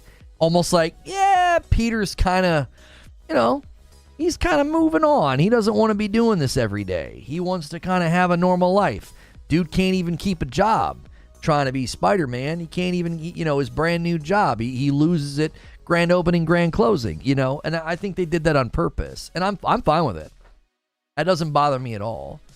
The whole campaign about like Miles Morales isn't Spider-Man. It's like, I got really bad news for you. That's what everybody calls him. Like, everybody calls him Spider-Man. Peter Parker calls him Spider-Man. The whole city calls him Spider-Man. He's Spider-Man. They're the Spider-Men. There's two of them swinging around, you know? Miles Morales isn't Spider-Man. Spider-Man is Spider-Man. I'm like, it'd be a pretty weird video game or movie or comic book or story arc if the whole city was like, thanks, Miles. Like, what the heck? Like, it doesn't make any sense. Why does Peter Parker look like he has a stick up his butt when he walks in the game? I don't know. Maybe that's how he stays incognito, right? He really exaggerates being kind of the unathletic, nerdy guy, right? It's the classic Clark Kent disguise, you know? Exaggerate how much you're not Spider-Man. Exaggerate how much you're not, you know, this guy that's incredibly strong, acrobatic, superhuman strength, superhuman reflexes. So he gets real like rigid and, you know, really like unassuming. Peter's story had several levels. One of him loving his new powers with the suit, then him acknowledging the negatives of it and trying to save his friend from it. Yeah, I mean, I don't want to gloss over that. That is true. What the suit did to him, I thought Yuri did an amazing job taking, you know, friendly neighborhood Spider-Man and getting sort of aggressive and then snippy and then flat out angry and then flat out villainous. I thought he did a marvelous job with the voice acting. And then the decision to be like, I can't give this to you, Harry. This is terrible. You know, I thought that was good. I don't want to gloss over that. I don't think that's as interesting. It's like, so the Venom suit slowly corrupted Peter. Yeah, duh. Like, that's kind of not, no one sees that coming. Like, everybody knows that's coming. The minute he's got the suit on, you're like, yeah, man, he's gonna lose himself, you know. I just thought Miles' story arc was, I just thought it was more interesting. It doesn't mean that Peter's isn't. It's just if I'm choosing one, I felt like Miles was more interesting. A personal top 5: Super Mario Brothers Wonder, Diablo 4, Hogwarts Legacy, Jedi Survivor, Tears of the Kingdom. That's a good list. I mean, that's almost the top 5 of the Game Award nominations. You know what I'm saying? You got Hogwarts in there instead of Resident Evil 4 Remake, and you got Diablo 4 in there instead of Baldur's Gate 3. I get where you're coming from. It's kind of the superhero cliche: suffer loss, want vengeance, but still be a good guy. Yeah, I just feel like they did it in a way that I liked more. It was like having to face down his interactions with the guy that killed his dad. I thought was just very well done. I thought it was more interesting. I feel like Spider-Man 2's story was always going to be contentious or controversial because it doesn't adhere to a specific comic book run. It's an amalgamation of all of them. Well, my guess would be, this is obviously a spoiler, but I feel like by now we're free to talk about spoilers. My guess would be that the next game heavily focuses on Miles and the Spider-Verse, and I feel like they'll do like what they did this time. They'll almost be like 2 acts to the game. And when you get into Act 2, I think Doc Ock is going to come on the scene and be a significant problem, which will pull Peter out of retirement. And that's how they'll bring Peter kind of back into the game. You'll get to play as him. They'll probably with Spider-Man 3. None of this is from the leaks, by the way. This is just all my own speculation. I feel like Spider-Man 3, you're going to be playing as like a lot of the different Spider-Verse people. They're definitely going to want to do that tie-in and utilize that to have a grand, sort of crescendo for the trilogy. And I feel like that's how you're going to pull Peter back into the frame, and you're going to use Doc Ock to do it. Because that post-credit scene, I was like, yes. And Green Goblin. Yeah, that's probably true. And Green Goblin. P-Dub H-Town, making sure we hit 25 members on the day, getting us a little bit closer to having 3,000 members to end the year. But then P-Dub H-Town says, I'm not going to let us sit on 25, and he does the Agent of Chaos. He bumps the line by 1. He secures the goal and then pushes us past it. Thank you so much. We are currently at 2865 on the member count. You are basically like 130 members away. Well, you're basically like 100 members away. Because 100 members, I add my 20 to the pile. So that's an easy dunker to hit before the end of the year. Baldur's Gate 3 has a tremendous bias against, so it's not fair to ask me. I played it on Stadia when it had several issues in Act 1, and I don't like turn-based. I think that's totally fine. I actually can warm up to a turn-based game. I know for a fact my wife and I could play that on the couch and enjoy it. But MASH comes in and says, let's keep it going, boys, and does a 5-bomb and takes us to 31 members on the day. Thank you so much, MASH, for that generosity. Tempting somebody to drop a 20-bomb all the way to 51. See if the big boys are in town with some post-Christmas gifts to give. Silk was shown at the end. I think Silk's going to get a game like Miles. That's what I think. I think you spin her off and give her own game like Miles for like $40 and just use the city again. Silk was in Spider-Man 2. At the very, very end, they introduce her. You don't even get to see her. Do you see her face? Isn't it just from the back? I can't remember now if they show her face or not. But yeah, they introduce her at the very, very end. It's like another post-credit scene, I think. Or Doc Ock's post-credits. I think introducing Silk was something else. Was that earlier? But yeah, it's very brief. I just assumed they would give her like a $40 Miles Morales game or something. $40 or $50. Is Doc Ock a man or a woman in the game? It's a man. He's the main guy in the first game. You're working with Dr. Octavius the whole time, and at the end you got to fight him. Oh, it's freaking awesome. It's such a good story. Oh, you do see her face. Okay, they just showed her from like the back of her head. I think Miles and Silk are going to team up in a spin-off game so we can still switch between 2 spider people. Okay. Yeah, that could be pretty good. Maybe they do like a short spin-off. Maybe they do a DLC with her. If they do a DLC with her and set her up, then they could spin her off and give her her own game, maybe something like that. Is my game being spoiled right now? I'll be honest with you, not really. I'm being serious. I don't think there are major spoilers. People were spreading a fake spoiler that Peter dies at the end. They got baited. I love it. I love that all those scumbag losers got baited with a fake spoiler.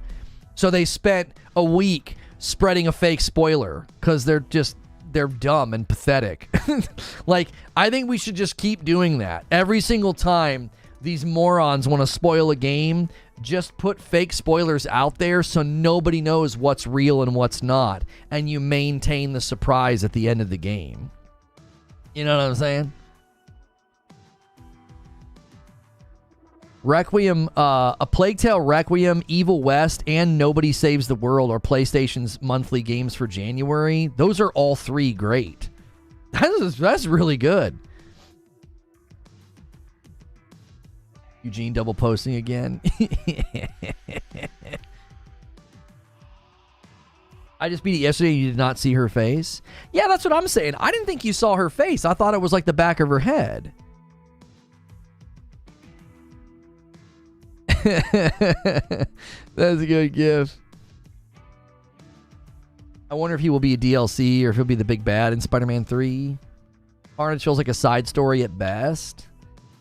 Yeah, I kind of agree with that. I think what they could do is utilize a lot of the Venom mechanics that they already have. I'm just being real. Make it red and do a little DLC, and you get to introduce Silk, and you get to have Carnage. I think that works as a DLC personally. Carnage is going to be the villain in Venom. I mean, you could do the DLC in Spider-Man 2 to set him up as the Venom and the villain in Venom, and that would make sense of like, who's Venom gonna fight? You know what I mean? Who's Venom gonna fight? Well, he needs to fight someone that's kind of his equal. Well, there you go. You wouldn't go symbiote back-to-back main titles? No, but I think you would set him up as the villain in the Venom game by giving him like a DLC maybe. Everybody's saying no face. Okay, that's what I was gonna say. I was like I don't know, man. I was like, my memory of it was that they didn't show her, you know. This is why I don't care about day and date. Everything eventually comes to PlayStation. What do you mean everything comes to PlayStation? Was Plague Tale a time exclusive? I thought Plague Tale launched everywhere when it launched. You can get Plague Tale Requiem right now on PlayStation 5. What you talking about? Nintendo Switch. The game released in October of 2022 for the PlayStation 5, Windows, Xbox Series X and S. It was a Game Pass game, but it wasn't an exclusive. Like, Xbox didn't just lose an exclusive or something. Venom game feels kind of weird now. In the comic, he was about protecting innocence, but the Spider-Man 2 Venom wanted world domination. Yeah, okay. I think that makes... you gotta have... I mean...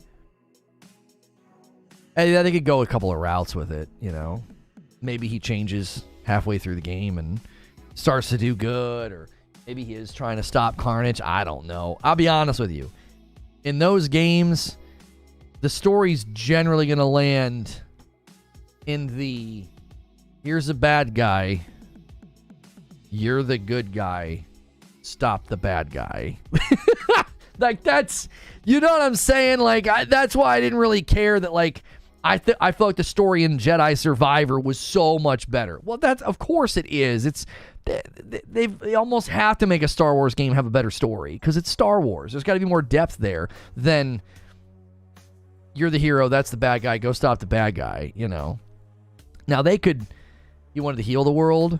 Yeah, I mean, he did have a little bit more of a twisted view. It was an over exaggerated sense of this symbiote can heal all disease. It does it through a complete takeover, right? I thought that twist was great, Sven. There were multiple twists. There were multiple twists with that character in particular in Jedi Survivor that I really, really enjoyed. I really, really did. Yeah, I thought it was excellent. Let's see.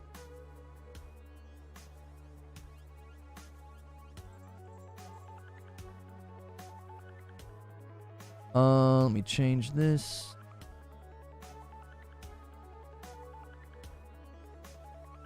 getting everything ready. We have a video today on Star Wars Outlaws that we'll be going to in 10 minutes. And we appreciate you guys so much supporting both the live streams and the upload. So be sure to stick around for that. So if you want to push the members a little bit higher and hit the next milestone, you can. You got 10 minutes to do that. And we're going to try and hit $3,000 before the end of the year. We're going to try and hit $3,000 before the end of the year. And I think we could do it. We're about 100 members away. Let's set up the debrief. Okay, let's close that. Okay. You shouted out loud when you saw it. Yes, Survivor had really good twists and turns. It really did. Survivor had great twists and turns. They did such a great job with it. I really enjoyed it. Like I said, it would have been my game of the year, but I couldn't. It just feels wrong to give a game of the year when it launches in just such a terrible state, you know? Yo, what's good, Javier Cotto? How are you?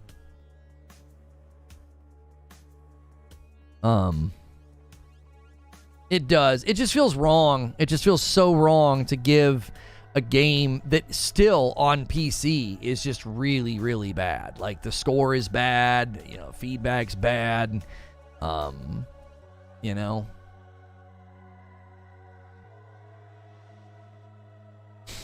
Eddie Brock's not in the universe of Spider-Man 2. He's in the universe, but we haven't seen him yet. And imagine they could bring anybody in they want. It was an evil way of saving everyone. Yeah, it's just and it made sense, right? Like, I actually thought that was really believable with Harry's arc of being like, listen, this thing finally gave me a shot at living. This thing gave me a shot at being healed. Let's heal everybody. There are people with, you know, missing limbs and people with cancer. Like, I actually thought it really worked as a villain arc. I thought it was good. A lot of the times I think villain arcs of like, I'm big and angry and I want all the power. It's like, okay, cool. The last 10 bad guys wanted that, bro. I actually thought Harry's arc as a villain makes just, I think it makes good sense. I think it's good storytelling. I didn't find it to be canned or contrived. I liked it.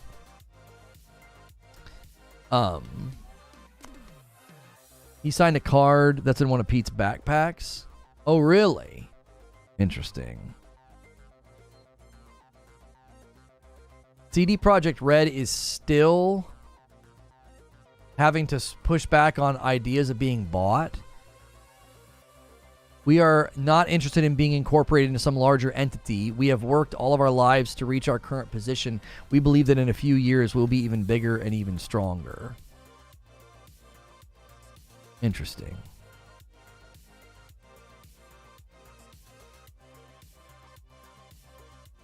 I don't know why they keep having to shoot that idea down.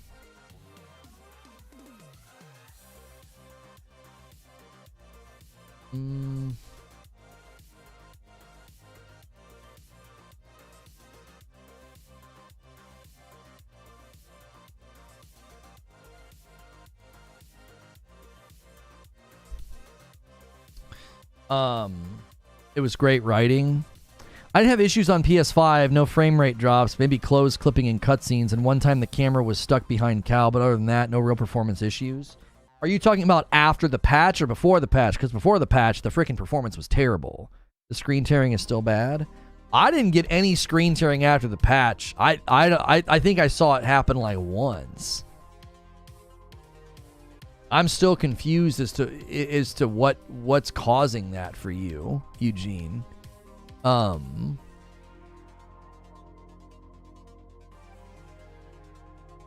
take frame drops over screen tearing anytime. Peter's farewell card from the Daily Bugle employees in the first game.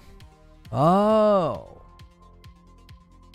So yeah, they're saying his name is in there. Well, there you go.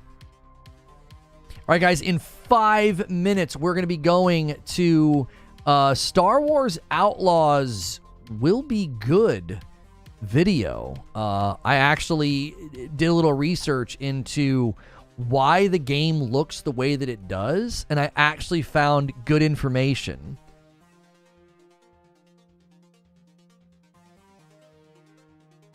I didn't notice the issues when I played it.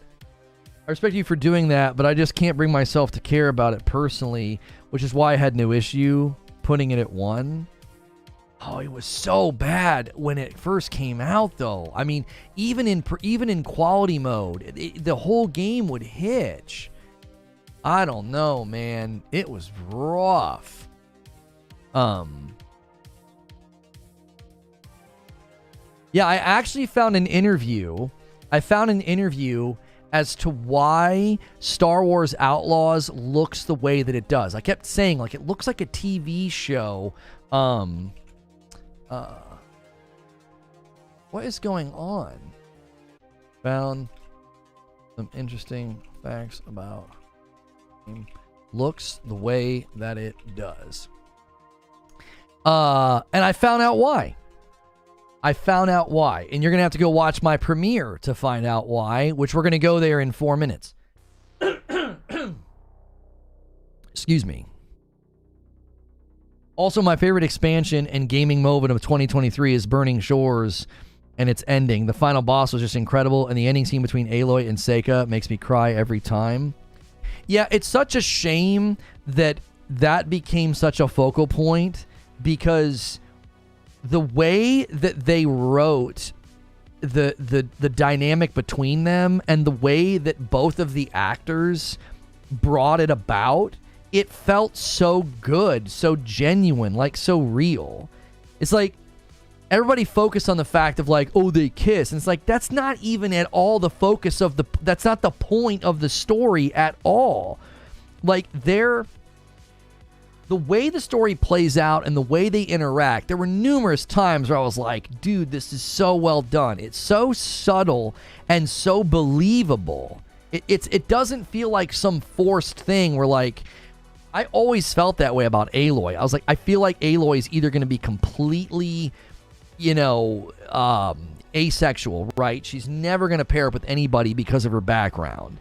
But if she does pair up with somebody, I always felt like it isn't going to be one of these dudes. It just isn't. It didn't fit. It would have felt weird. It's like she didn't interact with them ever in a way that gave me that sense of like warmth. It was always like a brother or like a friend, Even the guy that dies, like I always felt like that was more of like a brother-sister thing. It was so clear that she didn't connect with people that way. And it was clear that there were guys that wanted to. Like, they were clearly digging her and flirting with her and stuff. And she was always just, like, non-responsive. So, I totally felt like, nah, this is believable. They've got such similar backgrounds and experiences, and the way that it worked, it was extremely believable. I thought it was an excellent story. And I think, personally, they're setting it up to maybe that the next game could be co-op, and you'll play as either one of them. That's kind of what I feel like they're doing. They're going to do this big thing. They've got this ending thing with Silence and, like, the incoming threat and all this stuff. And I feel like maybe that's what they're going to do, is they're going to set up the next game where you can play as either character co-op. That's what I feel like they're possibly setting up. But we got to go to this premiere. There's a link in chat. I will also redirect you. Smash like on this video. Smash like over there. I'm going to gift the 5 members that I owe you guys when we get over there. I'm arguing why I think Star Wars Outlaws is going to be a good game. I did some research into everything they're doing, and I think it shows a lot of promise. So I'll see you guys over there.